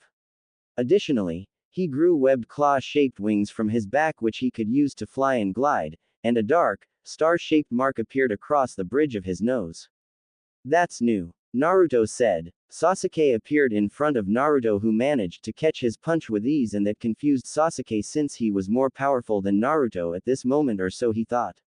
Naruto and Sasuke started to trade punches and kicks around the valley, and thanks to Sasuke's newly matured Sharingan he was able to counter some of Naruto's moves and got some good attacks in.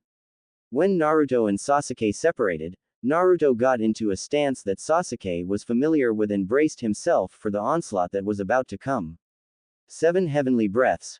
First activation.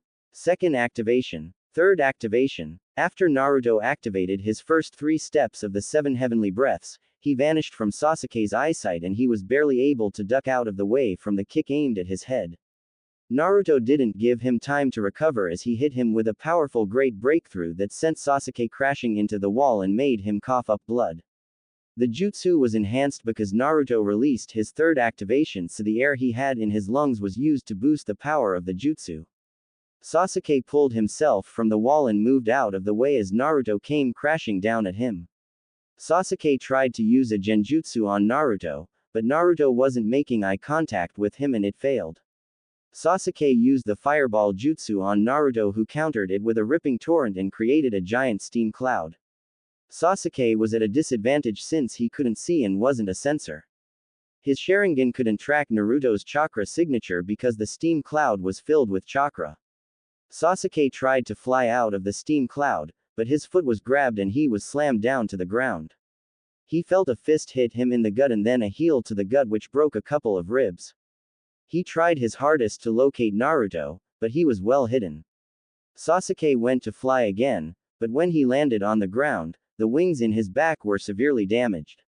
Rising Moon Barrage. Naruto kicked Sasuke up into the air, but not high enough for him to leave the steam cloud. Naruto then used powerful kicks and punches on Sasuke to keep him dazed. The fury of strikes ended with a bone-crushing axe kick that knocked Sasuke back onto the ground. As Sasuke was laying on the ground dazed and in pain, Naruto jumped high into the air and prepared to finish off his attack. Naruto gathered wind chakra around his fist as he was falling towards Sasuke and hit him with a powerful whirlwind fist. The blow was powerful enough to create a giant crater and knock Sasuke out of his second stage of the curse mark as well as blow away the steam cloud. Naruto looked at Sasuke, who was unconscious, but still breathing, and released the 2 remaining activations he had. He fell down on both knees and was breathing heavily. He still needed to work on his Rising Moon Barrage since he only used it once, and it wasn't while he was using the 7 Heavenly Breaths technique. He finally stood up, and when he went to grab Sasuke, somebody kicked him away into the wall. Sorry, Naruto. Orochimaru needs Sasuke for something important, Kabuto said and grabbed Sasuke, then vanished. Son of a bitch, Naruto said and pulled himself out of the wall. Naruto, a voice said, and when he looked up it was Kakashi. Yeah, Naruto asked. What happened? Where's Sasuke at? Kakashi asked. Had him beaten when I went to grab him. Kabuto showed up and kicked me into the wall before he grabbed Sasuke then left. Naruto said. We can track him. He couldn't have gotten that far. Kakashi said. Kabuto was able to avoid a squad of Jonin sent to grab him during the Chunin exam finals, and I heard he even escaped you at the hospital. He's long gone by now and we'd be heading into unknown territory. Let's just head back so I can give my report. Naruto said. Tsunade's office. So you failed, huh? Tsunade asked. Yeah, Naruto said. What happened? Tsunade asked. I fought Sasuke at the Valley of End, and when I was about to grab him to bring him back, Kabuto showed up.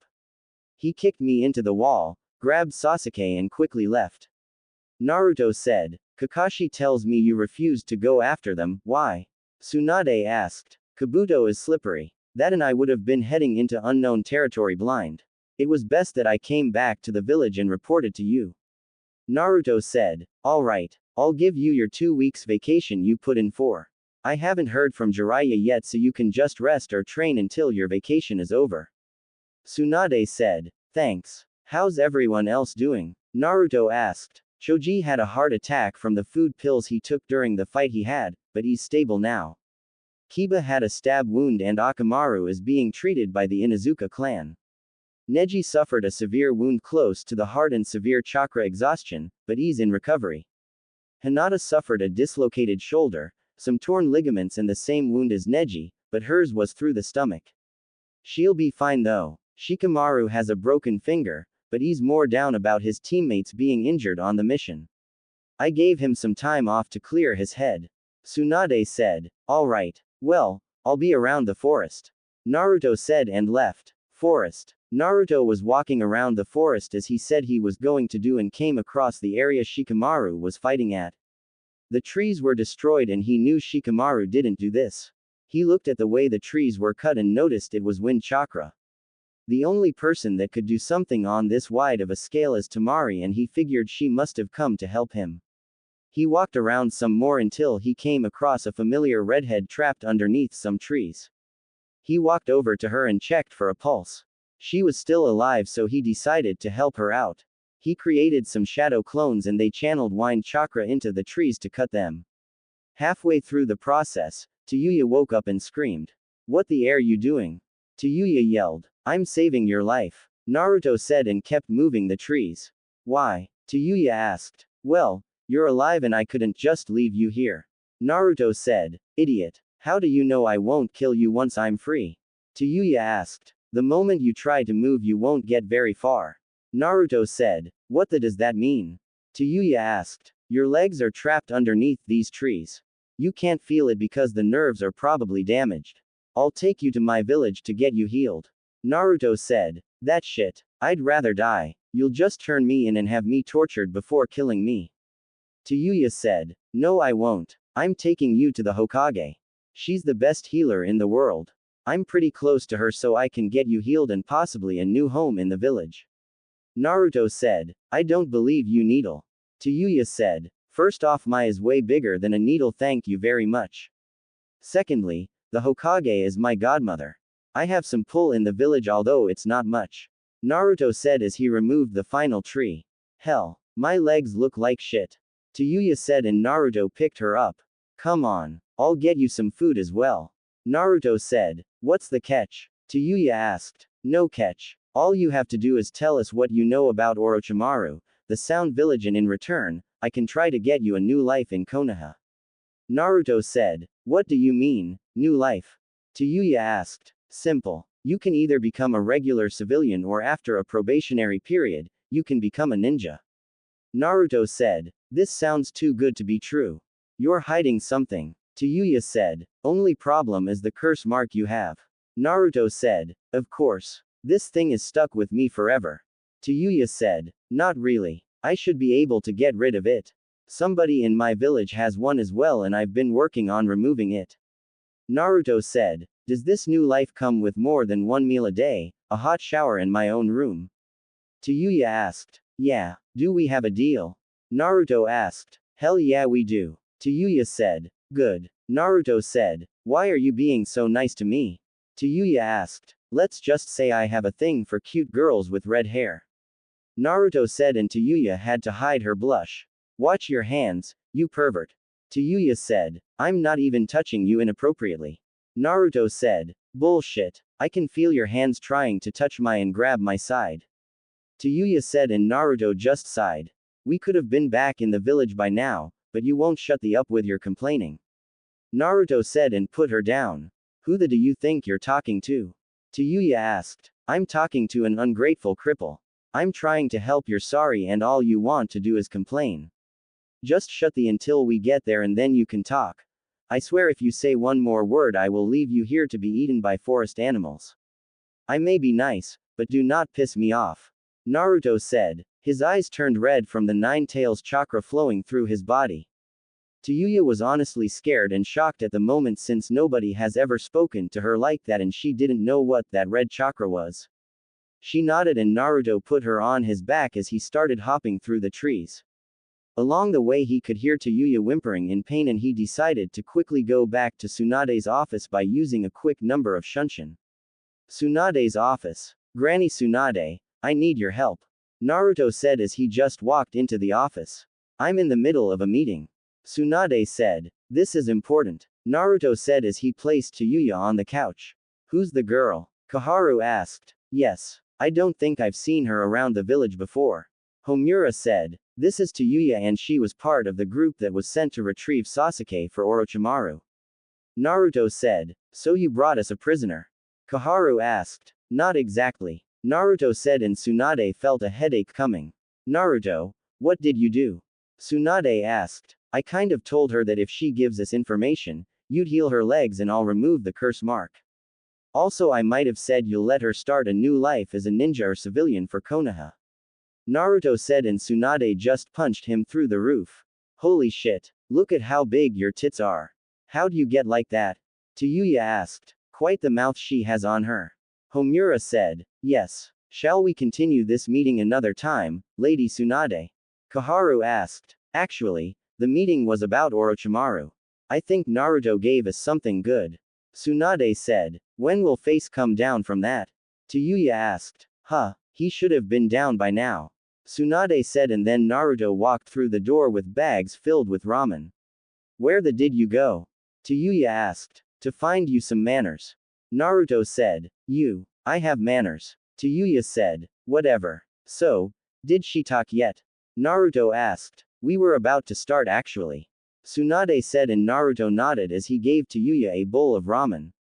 So, Tayuya, what can you tell us about Orochimaru?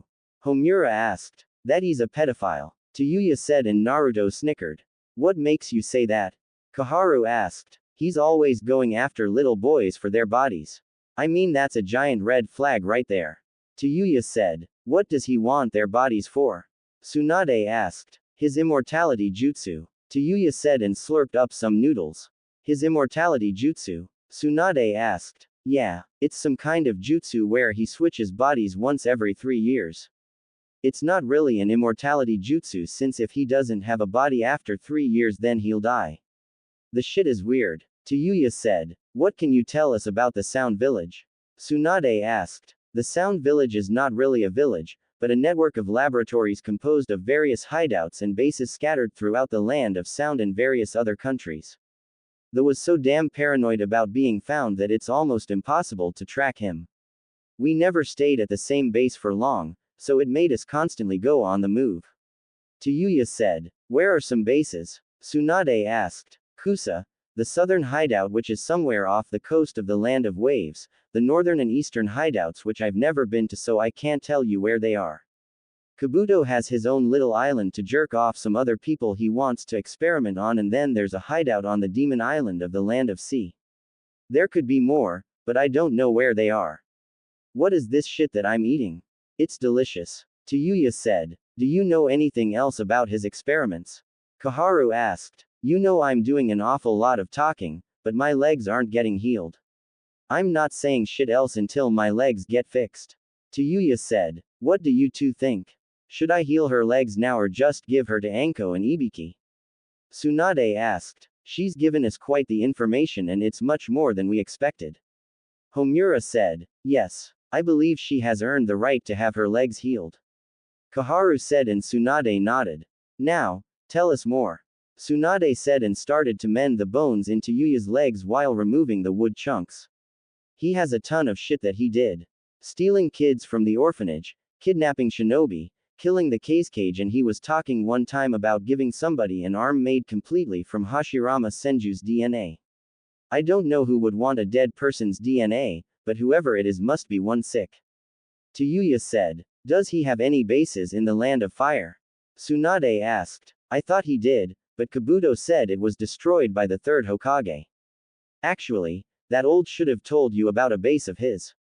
Tayuya said and Tsunade finished her legs. Well, he didn't. Now, your legs are healed, but you need to stay off of them for 2 weeks and soak in hot water for about 45 minutes every day to help with the pain you'll feel from the blood vessels opening back up. Tsunade said. So I can stay? Tayuya asked. Yes. I'm guessing you want to become a shinobi, so I'll have to place you on a 3-month probation, and when your caretaker is not here I'll have an Anbu watch over you. Tsunade said. Caretaker? You've got to be kidding me. Tayuya said. I'm not. Naruto will be the one taking care of you. Tsunade said. What? I'm not spending my 2 weeks vacation taking care of her. Naruto said. Think of it as a paid vacation then. I'll stop by twice a week to check on you and make sure everything is done with. Tsunade said. What about this curse mark? Tayuya asked. Give me a few more days and I'll have the removal process ready. Naruto said. You better not be lying to me or I'll cut your off and shove it up your. Tayuya said. You know, if you stop cursing so much I'm sure your mouth could be used for something better. Naruto said and walked out, leaving a stunned Tayuya with a huge blush on her face. What the did you just say to me? Get back here so I can kill you. You limp needle blonde-haired. Tayuya yelled. It's like Kushina and Minato all over again. Kaharu said as she was listening to Tayuya rant. Indeed. The only difference is I don't think Minato would have the guts to say something like that to Kushina. Homura said. I give it a few weeks before they realize they like each other. Tsunade said. I don't know. Is it wise for them to fall in love? Their tempers can clash and I know Naruto has mellowed out, but his temper is still there. Homura said. They'll be fine. Tayuya. Tsunade said. What? Tayuya yelled. I'm taking you to Naruto's apartment. I have a key to get in and you can wait for him to get back. Tsunade said. Where'd he go? Tayuya asked. Either to train or find his sensei that's most likely hiding somewhere in the village. Tsunade said and Tayuya nodded. So, how'd you get your tits to look like that? Tayuya asked as Tsunade placed her in a wheelchair. Why? Are you trying to impress somebody? Tsunade asked and smirked when Tayuya blushed. No. Who the would I have to impress? I just want my tits to look like that. Tayuya said. I'll tell you the secret along the way to Naruto's apartment. Tsunade said. Naruto. Naruto was walking through the village looking for Jiraiya since he knew he was in the village somewhere. He felt Jiraiya's chakra in the village, but he couldn't pinpoint exactly where he was. He suddenly remembered who he's looking for and vanished. He arrived at the hot springs and sure enough Jiraiya was up in a tree with a telescope and blood coming from his nose. Pervy sage, don't you ever get tired of peeping on women knowing they'll find you and beat you? Naruto asked. Nope. So, what brings you here? Jiraiya asked. I don't know if you've heard, but Sasuke left the village. Naruto said. Did you stop him? Jiraiya asked. Yeah, but then Kabuto showed and took Sasuke as soon as I was about to grab him. Naruto said. What are your thoughts on it? Jiraiya asked. Sasuke made his own decision. He's a rogue ninja and depending on what he's listed as in the bingo book is how I'll treat him if we ever cross paths again. I'm not going to chase after him like some lost puppy. I've got bigger things to worry about like the Akatsuki. Naruto said. That's right. Now, in a few months I'm going to be taking you away from the village. Jiraiya said. For what? Naruto asked. A training trip. We'll be gone for 2.5 years where I'll teach you everything I know. I'll train you to the point where you'd come back nearly as strong as me. Before we leave though, I'm going to train you in using the Nine Tails chakra now. I won't make it your go-to, just something you have in your back pocket as a last resort. Jiraiya said. When do we start training? Naruto asked. I understand you're on vacation now and I don't have anything to do, so I'll train you over the next 2 weeks on the Nine Tails chakra. What that means is I'll have you channel as much chakra you possibly can and then we'll spar while you're using the Nine Tails chakra. Jiraiya said. Alright, I'm heading home then. Naruto said. See ya, I've got to get back to my research. Jiraiya said and Naruto sighed. Of course. There's a pervert in the tree peeping on the women's bathhouse. Naruto yelled and vanished. Damn it kid. Jiraiya said. Naruto's apartment. Why are you in my apartment? Naruto asked. The big tit cage told me I'll be staying here. This place isn't half bad from the looks of the outside. I've got my own room, fresh food and hot water. Now, make me something to eat. Tayuya said. No, I need to take a shower first and you also need to wash up. You smell like you haven't bathed in a while. Naruto said. I haven't. The baths in the Sound Village barely worked and everyone had to share. I'd rather stink than share a shower with a bunch of creeps trying to cop a feel on me. Tayuya said. If it was that bad, then why'd you stay? Naruto asked. I had nowhere to go. He gave me shelter after he found me living on the streets. In a way I felt like I owed him my life. I did try to leave before, but he branded me with the curse mark so I was stuck there. This is like a luxury to me and I know I come off as a tough bitch, but that's all I know. It's how I had to grow up and protect myself in Sound. I really do appreciate what you did for me, but I'm not sure how I'm supposed to express it. Tayuya said and didn't know she was crying, so she froze when Naruto gave her a hug. You can stay here as long as you want. Sorry about insulting you earlier. I also grew up on the streets for 2 years, so I know how you feel. Naruto said and Tayuya nodded as she hugged him tighter. You tell anybody that I was emotional and I'll chop your. Tayuya said and they broke the hug.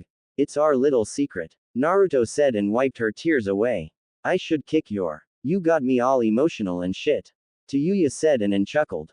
Like I said, it's our little secret. Now, I'll let you use the bathroom first so I can get dinner started. I'll have Shizune come over tomorrow so she can get your measurements for clothes. Naruto said. He walked away and left Tayuya alone on the couch. She was grateful for Naruto saving her life and she owed him, but she didn't know how to repay him. She's a tough chick, but he's already managed to make her cry and it wasn't on purpose. Then there's the food. She didn't eat much in the Sound Village, so far the food she's had was great. Maybe her living here would be better than she thought and maybe meeting Naruto was the best thing for her. She had to admit, he wasn't bad looking and she'd go as far as to say that he's the cutest boy she's ever seen. The way his eyes look and the way he smiles at her just makes her feel special. Oh, Tayuya said. She's starting to fall for Naruto Uzumaki and she's falling for him hard. It's been 3 months since Sasuke escaped the village and Tayuya was brought back by Naruto and it's been challenging to say the least. Tayuya was a handful for everybody and even Naruto at times, but he eventually learned to ignore her. The first 2 weeks were the worst since she couldn't walk and Naruto had to become her personal assistant. Of course there were people who didn't approve of her being in the village, but Naruto simply told them that they'd have to go through him and they backed off. Tsunade came around whenever she could to help Naruto with Tayuya and even teased Tayuya a bit whenever she caught her looking at Naruto longer than she should have. Jiraiya found out about Tayuya staying at Naruto's house and being the pervert that he was. He tried to get Naruto peek on her and he declined the offer.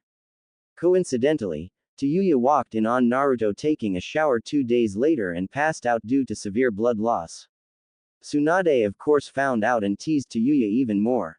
The highlight of Tayuya staying in Konoha so far was the day she got her curse mark removed. Of course Anko had hers removed first, but Tayuya was the highlight of the day. They managed to remove it and were shocked that during the unsealing process, another Orochimaru started to form. Naruto quickly used his ability from his Hishigan to disable the Orochimaru clone and Jiraiya cut his head off.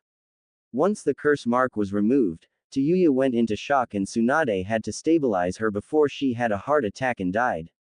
When Tayuya woke up 2 days later, she felt light and felt like a new person. When she asked what happened, Naruto explained to her everything that happened and how her body went into shock after the curse seal was removed. She felt exhausted still and Naruto told her that the removal of the curse mark drained her of her chakra reserves and they haven't fully recovered yet. The next thing Tayuya did was look at her shoulder in a mirror and started to cry since the curse mark was gone. She gave Naruto a hug and kissed him on the cheek as she thanked him over and over again, but she stopped when she realized what she was doing and had a huge blush on her face. Once the others found out about Tayuya living with Naruto, their reactions were all different. Shikamaru was wary of her because she was an enemy. Kiba was automatically against her living there. Rock Lee, Tenten and Neji kept to themselves, especially Neji since he decided to give her a second chance since he's turned over a new leaf since his defeat during the Chunin exams. Shino was his usual self. Hinata was worried that she'd never get to be with Naruto and silently fumed over Tayuya since she was very pretty and saw how Naruto smiled at Tayuya when they would talk to each other. Sakura and Ino, however, were a completely different story. Sakura was openly against it and tried to break into Naruto's apartment while he was on a mission. Tayuya was still weak from the curse seal removal, so she couldn't do much, but Naruto thought ahead and placed security seals around the apartment to protect her. She didn't tell him, but she was really thankful for that. Sakura tried on multiple occasions to get into his apartment, but each time was met with failure. Ino tried to use her clan's jutsu to manipulate Tayuya and have her thrown out of Konoha, but Tayuya was a strong-willed person and Ino always failed. Tayuya decided to report them to Tsunade since she was still on probation at the time and they were both suspended for 6 months. The only problem Tayuya had was her feelings for Naruto that would grow every day. He cooked for her, cleaned for her, and until he was able to get a bed for her, he let her have his room while he slept on the couch. He brought out the nice side of her that she had buried deep inside of her long ago, and she would blush whenever he was too close to her. He even started to teach her how to cook since she didn't know how, and she was grateful since he was back on mission 2 weeks after she arrived. Over the past 3 months, Naruto trained with Jiraiya and Tsunade for different reasons. Jiraiya trained him for 2 weeks using the Nine Tails chakra and Tsunade helped him with Kekkei Genkai. Tsunade also assisted them in training with the Nine Tails chakra since she was able to subdue him when he lost control. The training was brutal on Naruto, who had to constantly draw on the Nine Tails chakra. At first things were going good until Naruto drew on too much of the Nine Tails chakra and grew 3 tails. He went on a rampage, but Tsunade and Jiraiya were able to easily handle him in order to subdue him.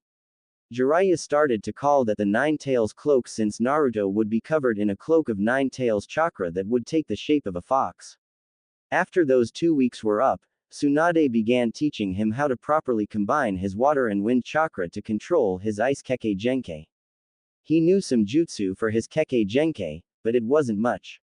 He managed to learn the ice style, crystal wall jutsu, ice style, certain kill ice spears, ice style, glacial dome and ice breaking fist.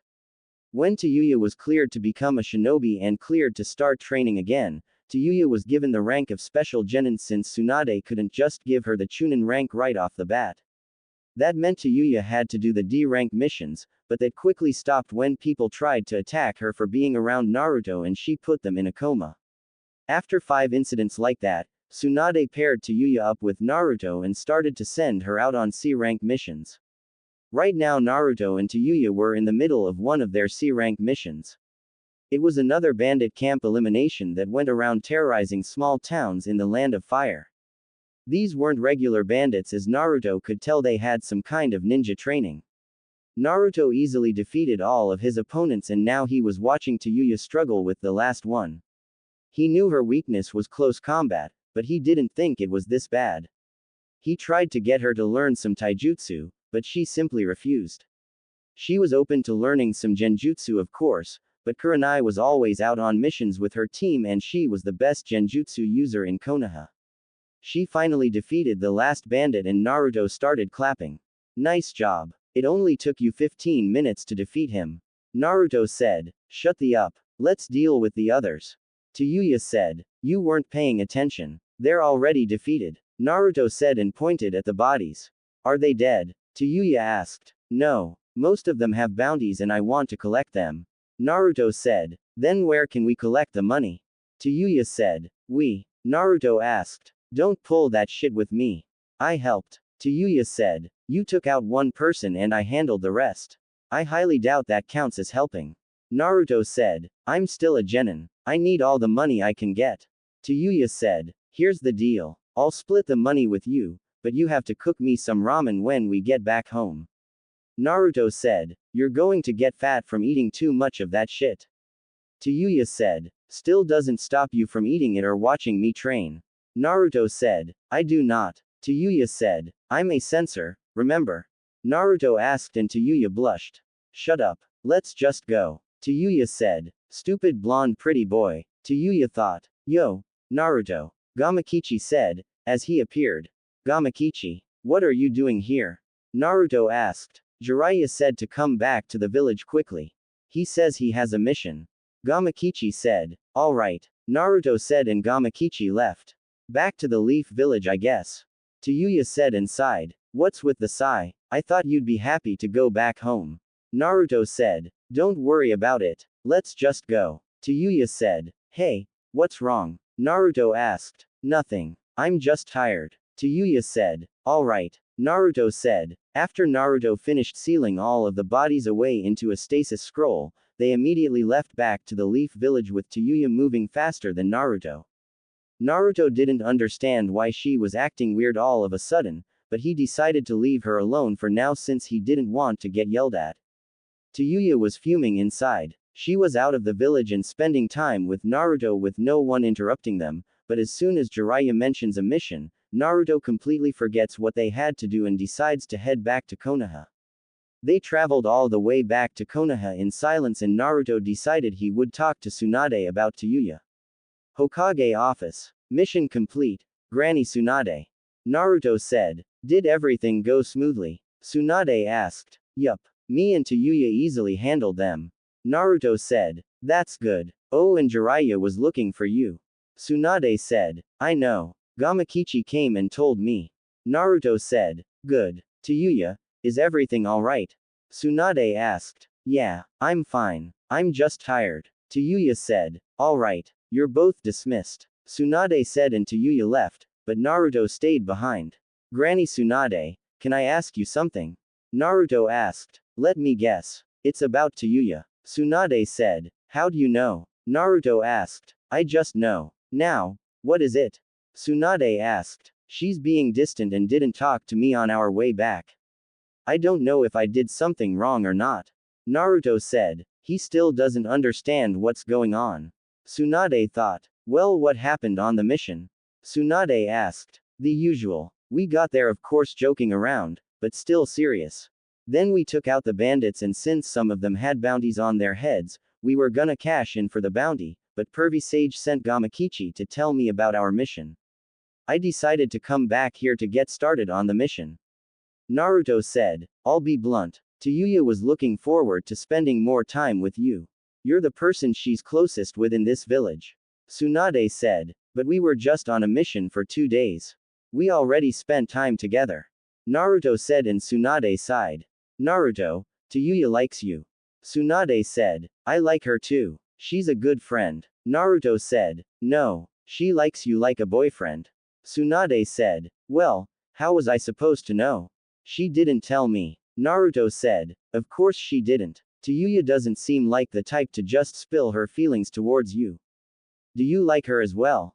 Tsunade asked. I just said yeah. Naruto said. No. I mean as in a romantic type of way. Tsunade said. I don't know. Maybe. It's not like she's given me any clues or anything that pointed to her liking me. Naruto said. How about this? Take her out when you return from the mission with Jiraiya. If I'm not mistaken, there's going to be a festival about a day after you return. Take Tayuya out on a date and see how it goes. Tsunade said. I guess you're right, but there's a problem with that festival. Naruto said. What's that? Tsunade asked. The festival coming up is the Nine Tails Festival and I never go to those. Naruto said. Damn it, that is right. Tsunade said. I guess I'll go this year for Tayuya and to see how I feel, but I can't make any promises that I won't fight anybody that attacks me. Naruto said. Just try to have a good time. Tsunade said. I'll try. Naruto said. You're gonna be 14 and I feel like I barely spent any time with you outside of training. Tsunade said. Don't worry. When I get back from my trip with Pervy Sage we can spend time together. Have a mother and son kind of day. Naruto said. Mother? Tsunade asked. I mean, you do treat me like a son and you are my godmother. Since we've officially met you've shown me the love and care an actual mother would. I know I call you Granny Tsunade, but I think of you as my mom. Naruto said and Tsunade smiled before giving him a hug. I'll make sure to clear a day for when you get back. Tsunade said and they broke the hug. There's just one thing bothering me. Naruto said. What is it? Tsunade asked. I'll be leaving in a month or two with Pervy Sage for my training trip. Does it make sense to start a relationship when I'm about to leave in 2 months? Naruto asked. You have a point. Just spend time with her to see how it goes. After that before you leave see where you two stand. Does she know you're leaving? Tsunade asked. No. Me and Pervy Sage figured it was best that only you and the elders know. Well, not Danzo, but the other two. Naruto said and sat down on the couch in her office. You know if she sees you leaving she'll ask to come with you or try to kill you, right? Tsunade asked. I know. Was it this bad when you fell for Pervy Sage? Naruto asked. No. Actually the roles were reversed on our end.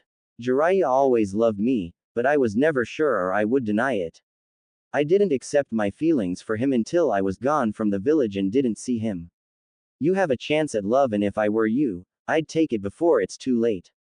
Tsunade said. We'll see what happens. I'll see you later. It's time for me to meet Pervy Sage. Do you know what rank this mission is? Naruto asked. You have to ask him. Tsunade said. Alright. Naruto said and vanished. Hot springs. Pervy Sage, you should really find a better hobby. Naruto said, as he arrived at the hot springs. Why? This is the greatest hobby ever. Jiraiya said and started to giggle. Whatever. Gamakichi told me you had a mission for us. Naruto said. It's not really a mission for me, but it is for you. You remember Koyuki Kazuhana, right?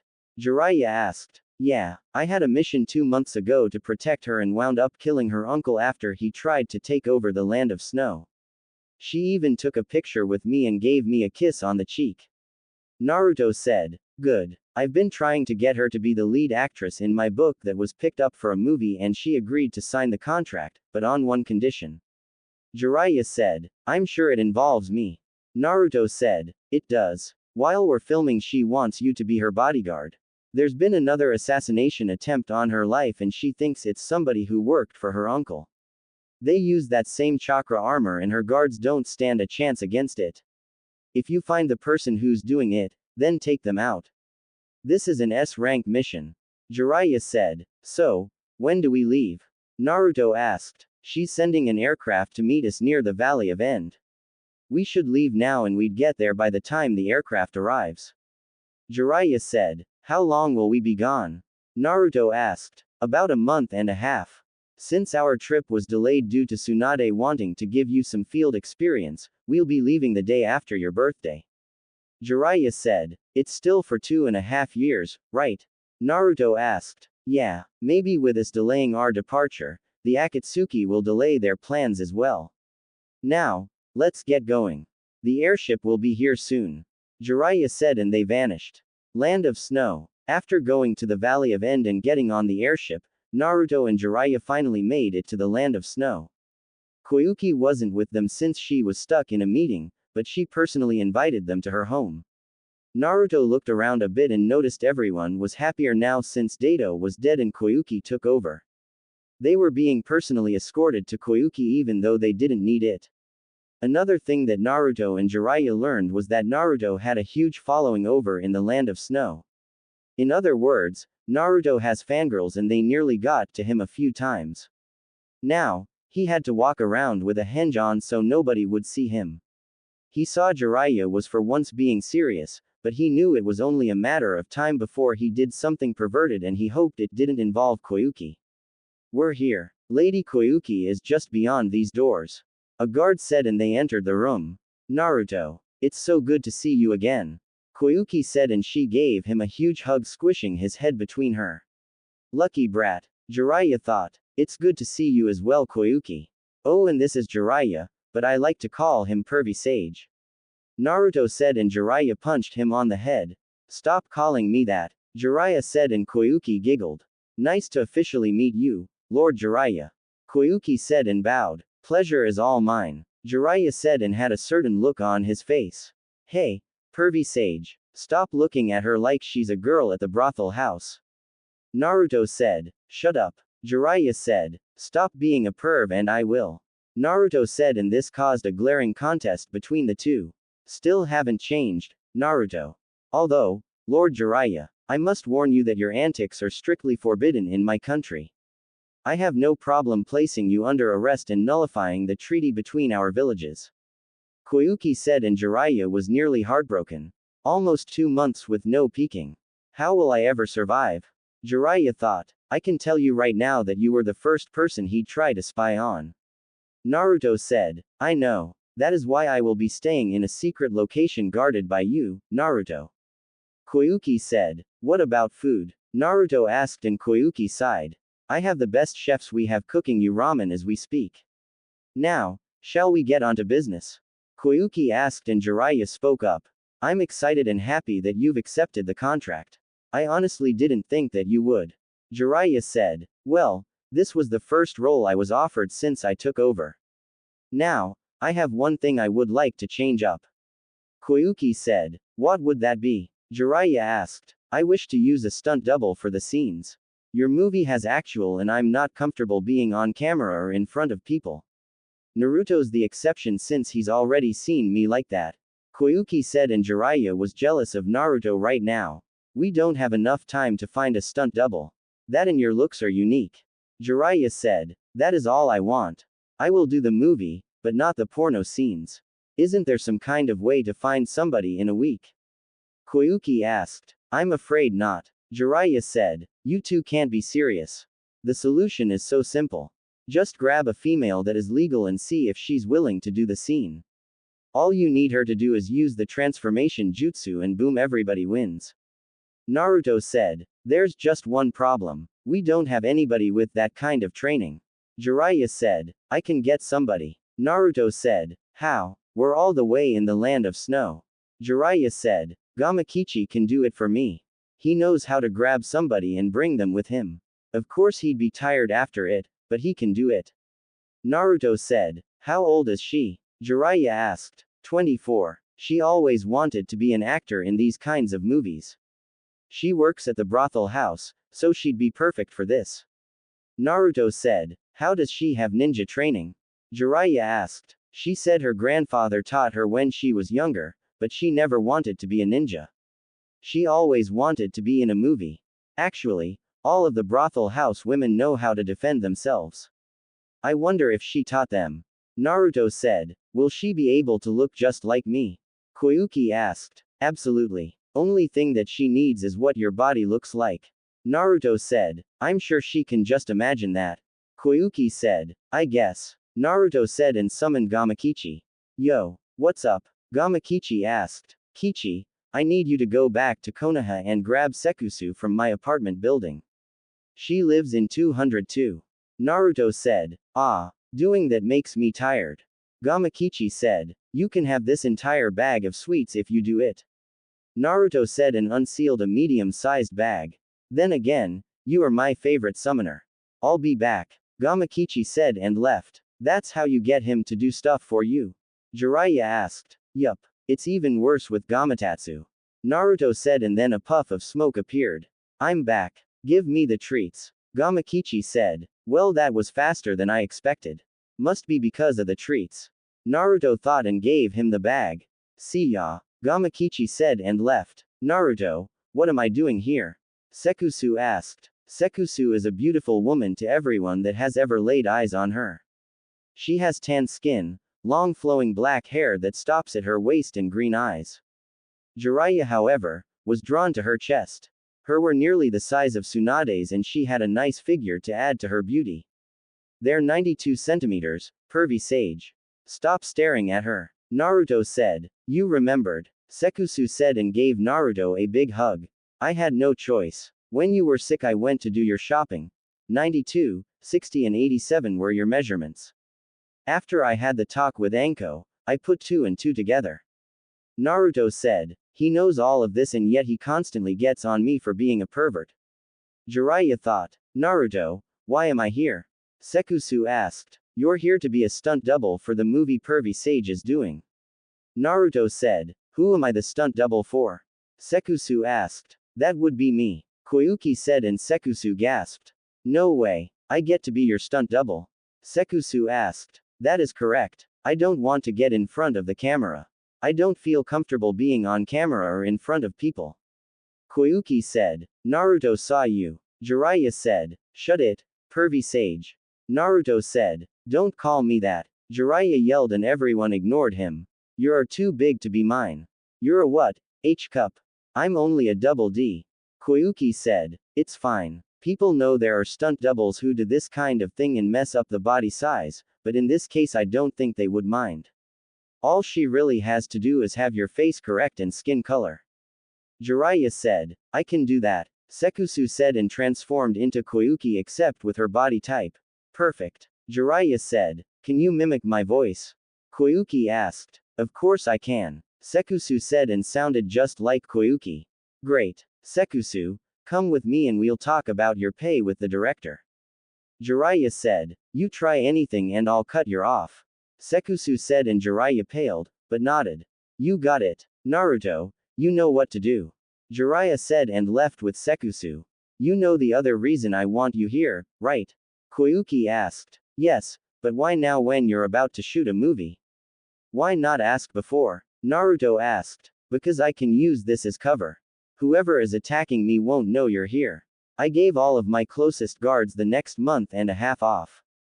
I know you walked around with a henge on, so they don't know you're here. Koyuki said. Do you have any suspicions on who it might be? Naruto asked. Yeah, I think it's my personal guard. Koyuki said. Why would Sadai want you dead? Naruto asked. Because he wants that chakra armor mass-produced, but I reject his proposals every time. He thinks we should conquer the surrounding territory, but I want a peaceful country. Koyuki said. Does he have any skills? Naruto asked. He can fire type jutsu. That's all I know. He thinks the chakra armor can make a ninjutsu specialist invincible. Koyuki said. Do you know if he has some? Naruto asked. I don't know. It's possible. I was in a meeting earlier and we were talking about ships coming in overnight delivering something, but nobody knew anything. I'm suspicious of Sadai since he's more distant towards me lately. Koyuki said. I see. After this, you should really consider getting a better assistant. Naruto said. I don't think I'll find another assistant like Sandayu. Sadai was good when he first started, but now it's like I'm handling everything on my own. Koyuki said. I know somebody that can help. Naruto said. Is this another brothel house girl? Koyuki asked. Yes and no. Naruto said. Explain please. Koyuki said. She works there, but as the receptionist. She organizes everything like appointments, personal visits and even handles the money. It's the only job she could find to help provide for her, but I'm sure if a certain movie star and leader of a certain country needed an assistant, I'm sure she'd move here.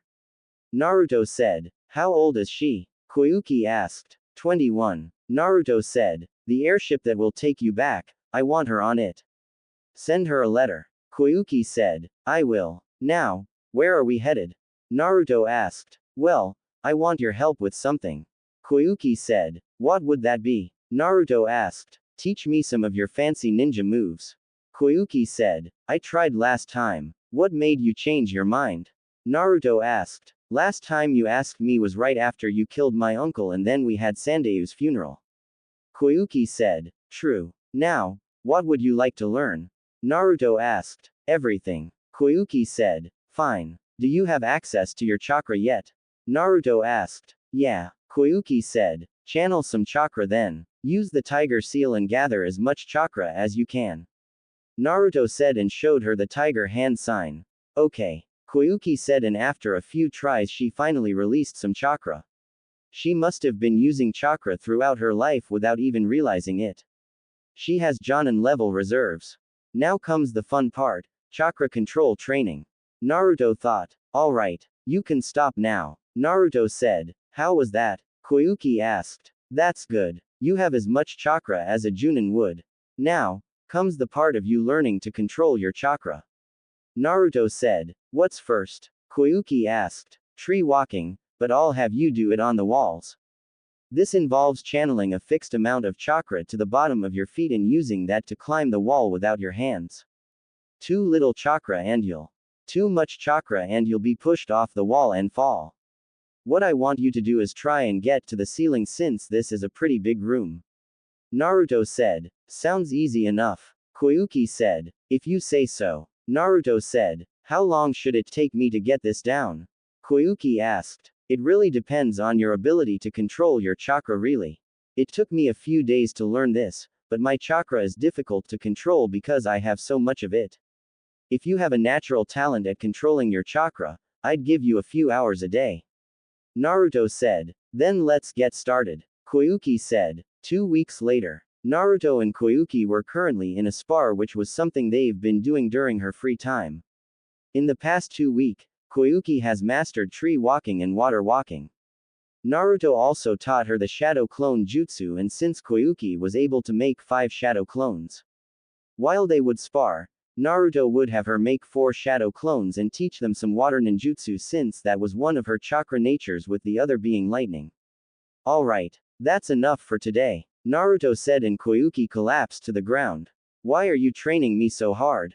Koyuki asked. Trust me, this isn't hard. Anyway, I only have a month left to help you train and I want to get as much done as possible.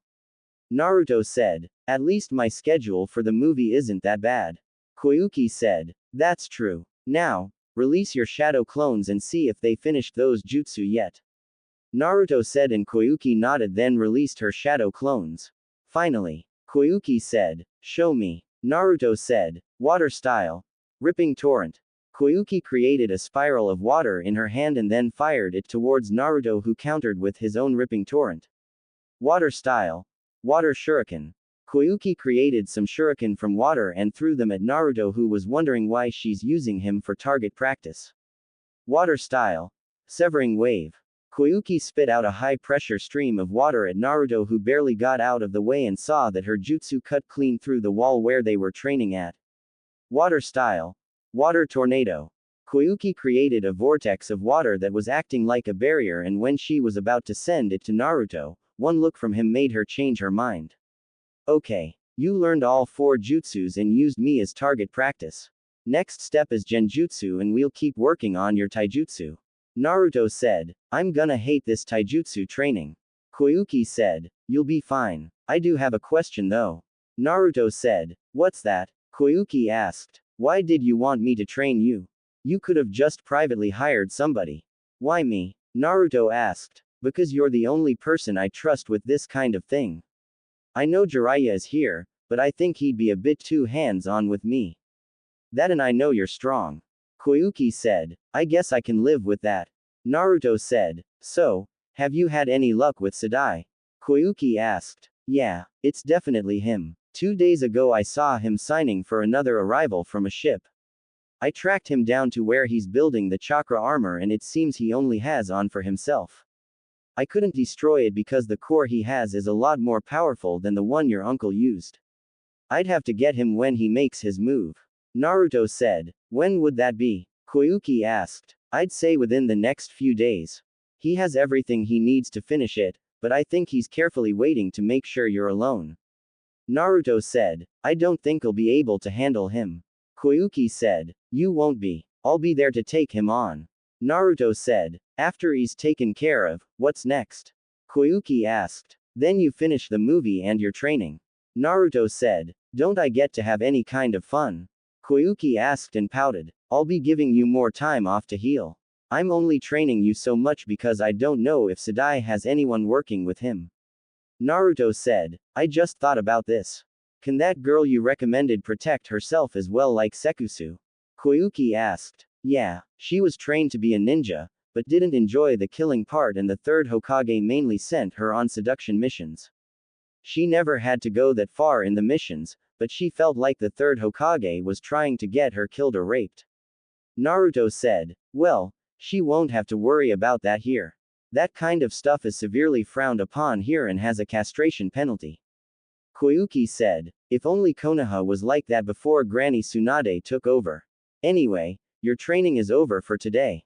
Naruto said, good. How strong am I? Koyuki asked. Well, if I had to guess I'd say mid-genin, but that's only because you just started training with me. By the time I leave you should be about a mid-chunin level opponent. The shadow clones are helping speed up your progress. Naruto said, so I'd be able to take you on. Koyuki asked. No, I'm basically mid-jonin level, but I lack experience. Naruto said, well, how will I train after you leave? We mainly have samurai here. Koyuki said, I'm sure Granny Tsunade wouldn't mind sending you some stuff to learn. We are allies after all. Naruto said, niece. So, how do I do genjutsu? Koyuki asked. We'll work on that another time. I said you're done for today and you have some movie scenes to film tomorrow. Naruto said, what will you be doing? Koyuki asked. I have something to do. A personal mission of sorts. Naruto said, does it have anything to do with a girl? Koyuki asked. Is it that obvious? How did you know? Naruto asked. I can tell by the look on your face. Now, who is the lucky lady? Koyuki asked and Naruto sighed. Her name's Tayuya. When we get back to Konoha I'm taking her out on a date of sorts to this annual festival we have in our village. I was thinking about getting her a nice dress or something to wear for the festival. Naruto said, is she your girlfriend? Koyuki asked. No, I'm taking her to see how I feel. I mean, I know she likes me, but I'm not sure if I like her. Naruto said, you like her. Koyuki said, what makes you say that? Naruto asked, if you didn't like her then you wouldn't be trying to buy her a nice dress. Koyuki said, I feel something, but I don't know what it is. Naruto said, then act on that feeling. If she likes you, then I don't think she'd mind. Koyuki said, you don't know Tayuya like I do. If I do act on those feelings, there's a good chance that she'll kick me in the nuts or try to stab me. Naruto said, just trust me. If she really likes you, then she won't mind. I am a girl after all. Koyuki said, yeah, a girl who's never been on a date before.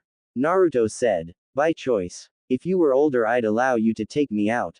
Koyuki said, maybe in another world. Naruto said and Koyuki laughed. Joking aside, if you really want to get her a good dress, go to the dress store and ask for Chiom. She makes all of my elegant dresses and if you tell her I sent you, I'm sure she'd help you out. Koyuki said, thanks. I'll owe you one for this. Naruto said, you'll be saving my life for a second time while you're here. You don't owe me anything. Koyuki said, I guess you're right. Are you ready to leave now? Naruto asked. Yes. Can you take me back to where I am staying? I need to soak in the hot springs there. Koyuki said, sure. Any progress on completing the generator? Naruto asked. It's nearly done. I have my best scientists working on it. We should officially become the land of spring within the next year. Koyuki said, that's good. Maybe I'll come back to visit once it's done. Naruto said and vanished with Koyuki. Naruto. As he was walking through the land of snow under his henge, Naruto was looking around for that dress shop that Koyuki told him about. Everything was so lively around here and if it weren't for his fangirls, he'd gladly walk around without his henge. He looked like a small 8-year-old with brown hair and black eyes. As he was walking, He noticed his search led him into a more fancy part of the land of snow and he felt a bit out of place. He found the store he was looking for and finally entered. Hello. How may I help you, young man? The lady at the desk asked with a smile. I'm looking for Chiome. I was told to come here to get a custom dress made. Naruto said. Aren't you a bit too young to ask for a custom dress? The cashier asked and Naruto looked around before dropping his henge. It's me, Naruto Uzumaki. Naruto said. Oh gosh, it's really you. The cashier said and Naruto placed his hand over her mouth. Please, keep it down. Nobody is supposed to know I'm here, but I had to do this. Naruto said and she nodded. Sorry. It's just that you're famous in the land of snow. Anyway, Chiome is around back. Just go through that door and she should be in her office. The lady said and pointed to a door. Thanks. Naruto said and went through the doors. Well, this is a surprise. The famous Naruto Uzumaki is in my shop and he is personally looking for me. To what do I owe the pleasure? Chiome asked. Koyuki sent me here to get a custom dress made. Naruto said. Who's the lucky lady? Chiome asked and pulled out a notepad. Seriously, do I have a note or something on my face? Naruto asked. Honey, I've been in this business for 20 years. I know when the dress is for a girl or not. Now, what are her measurements? Chiome asked. I hope she doesn't kill me for this. If she does, I blame Shizune for forcing me to go shopping with her. 30, 32, 35. Naruto said and Chiome wrote it down. That's odd for a measurement, but I'm sure she'll have a massive growth spurt soon. What's her personality? Chiome asked. Well, she's usually quiet unless she's around somebody she knows. She's an overbearing, abrasive, blunt, foul-mouthed girl, which has somewhat rubbed off on me. She is caring and sweet, but that's only when we're around each other with no one else around. She does swear at me when we're alone, but she's just joking. Naruto said and Chiome wrote that down. What's she look like? Chiome asked. Fair skin, nice brown eyes, and she has long beautiful red hair. Naruto said. I see. I should have something prepared for you in 2 weeks. Chiome said. Thank you. Naruto said. You should tell her how you feel. Chiome said. It's really complicated on my end and not for any bad reasons. Naruto said. Whatever it is, I'm sure you'll make the right decision. Chiome said and Naruto left. Konoha. Nobody was safe in Konoha at the moment and Tayuya was the reason for it. It's been 2 weeks since Naruto left and she hasn't gotten word or anything from him. Add in the fact that she had to go on a lot of basic C-rank missions with Team 8 and she's basically a ticking time bomb right now. Kurenai was fine and she helped her with her genjutsu skills. It was Kiba and Hinata who were the problem. Kiba would purposely try to sabotage her on their missions while Kurenai was busy and that resulted in Tayuya throwing kunai at him. Kiba told her that she's lucky Naruto is a nice guy and gave her a second chance, but he also said that he would kill her if she ever crossed the line and hurt him. Tayuya quickly shut him down when she told him that Naruto doesn't even consider any of them his friends. She also told Kiba that he could try to kill her, but she'd have him dead before he could even move, which was true since Kiba was horrible at breaking genjutsu and all of her genjutsu so far were sound-based, which was his weakness due to his hearing. Hinata on the other hand just kept staring at Tayuya and she swore she saw her glare at her once. The tension between the two of them was obvious and Hinata would purposely poke her chest out while walking past Tayuya to show off her figure. At first Tayuya was confused. When she talked to Kurenai about it, she learned about Hinata's crush on Naruto and even found out she stalked him around the village. Tayuya told Hinata when they were alone that it was only a matter of time before Naruto was hers, and that was the truth. The only thing is, Naruto didn't pick up on any signals she gave him indicating she liked him. She was currently in Tsunade's office since they just returned from another mission. Mission complete, Lady Tsunade. Kurenai said. Good. Any problems? Tsunade asked and looked at Tayuya, who was irritated. Why do you keep looking at me? I didn't do shit. It was these two as usual. Tayuya said. What did I tell you about swearing in my office? Tsunade asked and Tayuya sighed. Fine. I'm sorry, big tits. Tayuya said and Tsunade pinched her nose. Kurenai and Team 8 dismissed. Tsunade said. Thank you. Team 8, meet me at Training Ground 8 in 2 days for training. Tayuya, feel free to join if you like. Kurenai said and then left with Team 8. Not gonna happen. Tayuya said. You should really try to get along with them. Tsunade said. I tried and it's not working. I'd rather die than be friends with them anyway. Tayuya said. You still can't cause problems on the missions. Tsunade said. I don't. I just want to get them done quickly with no problems, but the nut-licking mud and shy stalker keep bothering me. Tayuya said. It's amazing how she can come up with so many insults and find a way for them to be funny, but true as well. Shizune thought. How about I send you on missions with Team 9? Tsunade asked. Do you want me to kill the 2 green beans? Tayuya asked. Fair point. What about Team 10? Tsunade asked. With the lazy crybaby, the chainsmoker, Tubbs and the prissy blonde slut. I'd rather pass. Can't I just go on some missions by myself? I can handle it. Tayuya said. You sound like Naruto right now. Tsunade said and Tayuya blushed a bit. It's the truth. Tayuya said. I know, but I can't send a genin on AC rank mission by themselves. Tsunade said. Then promote me to Chunin. Tayuya said.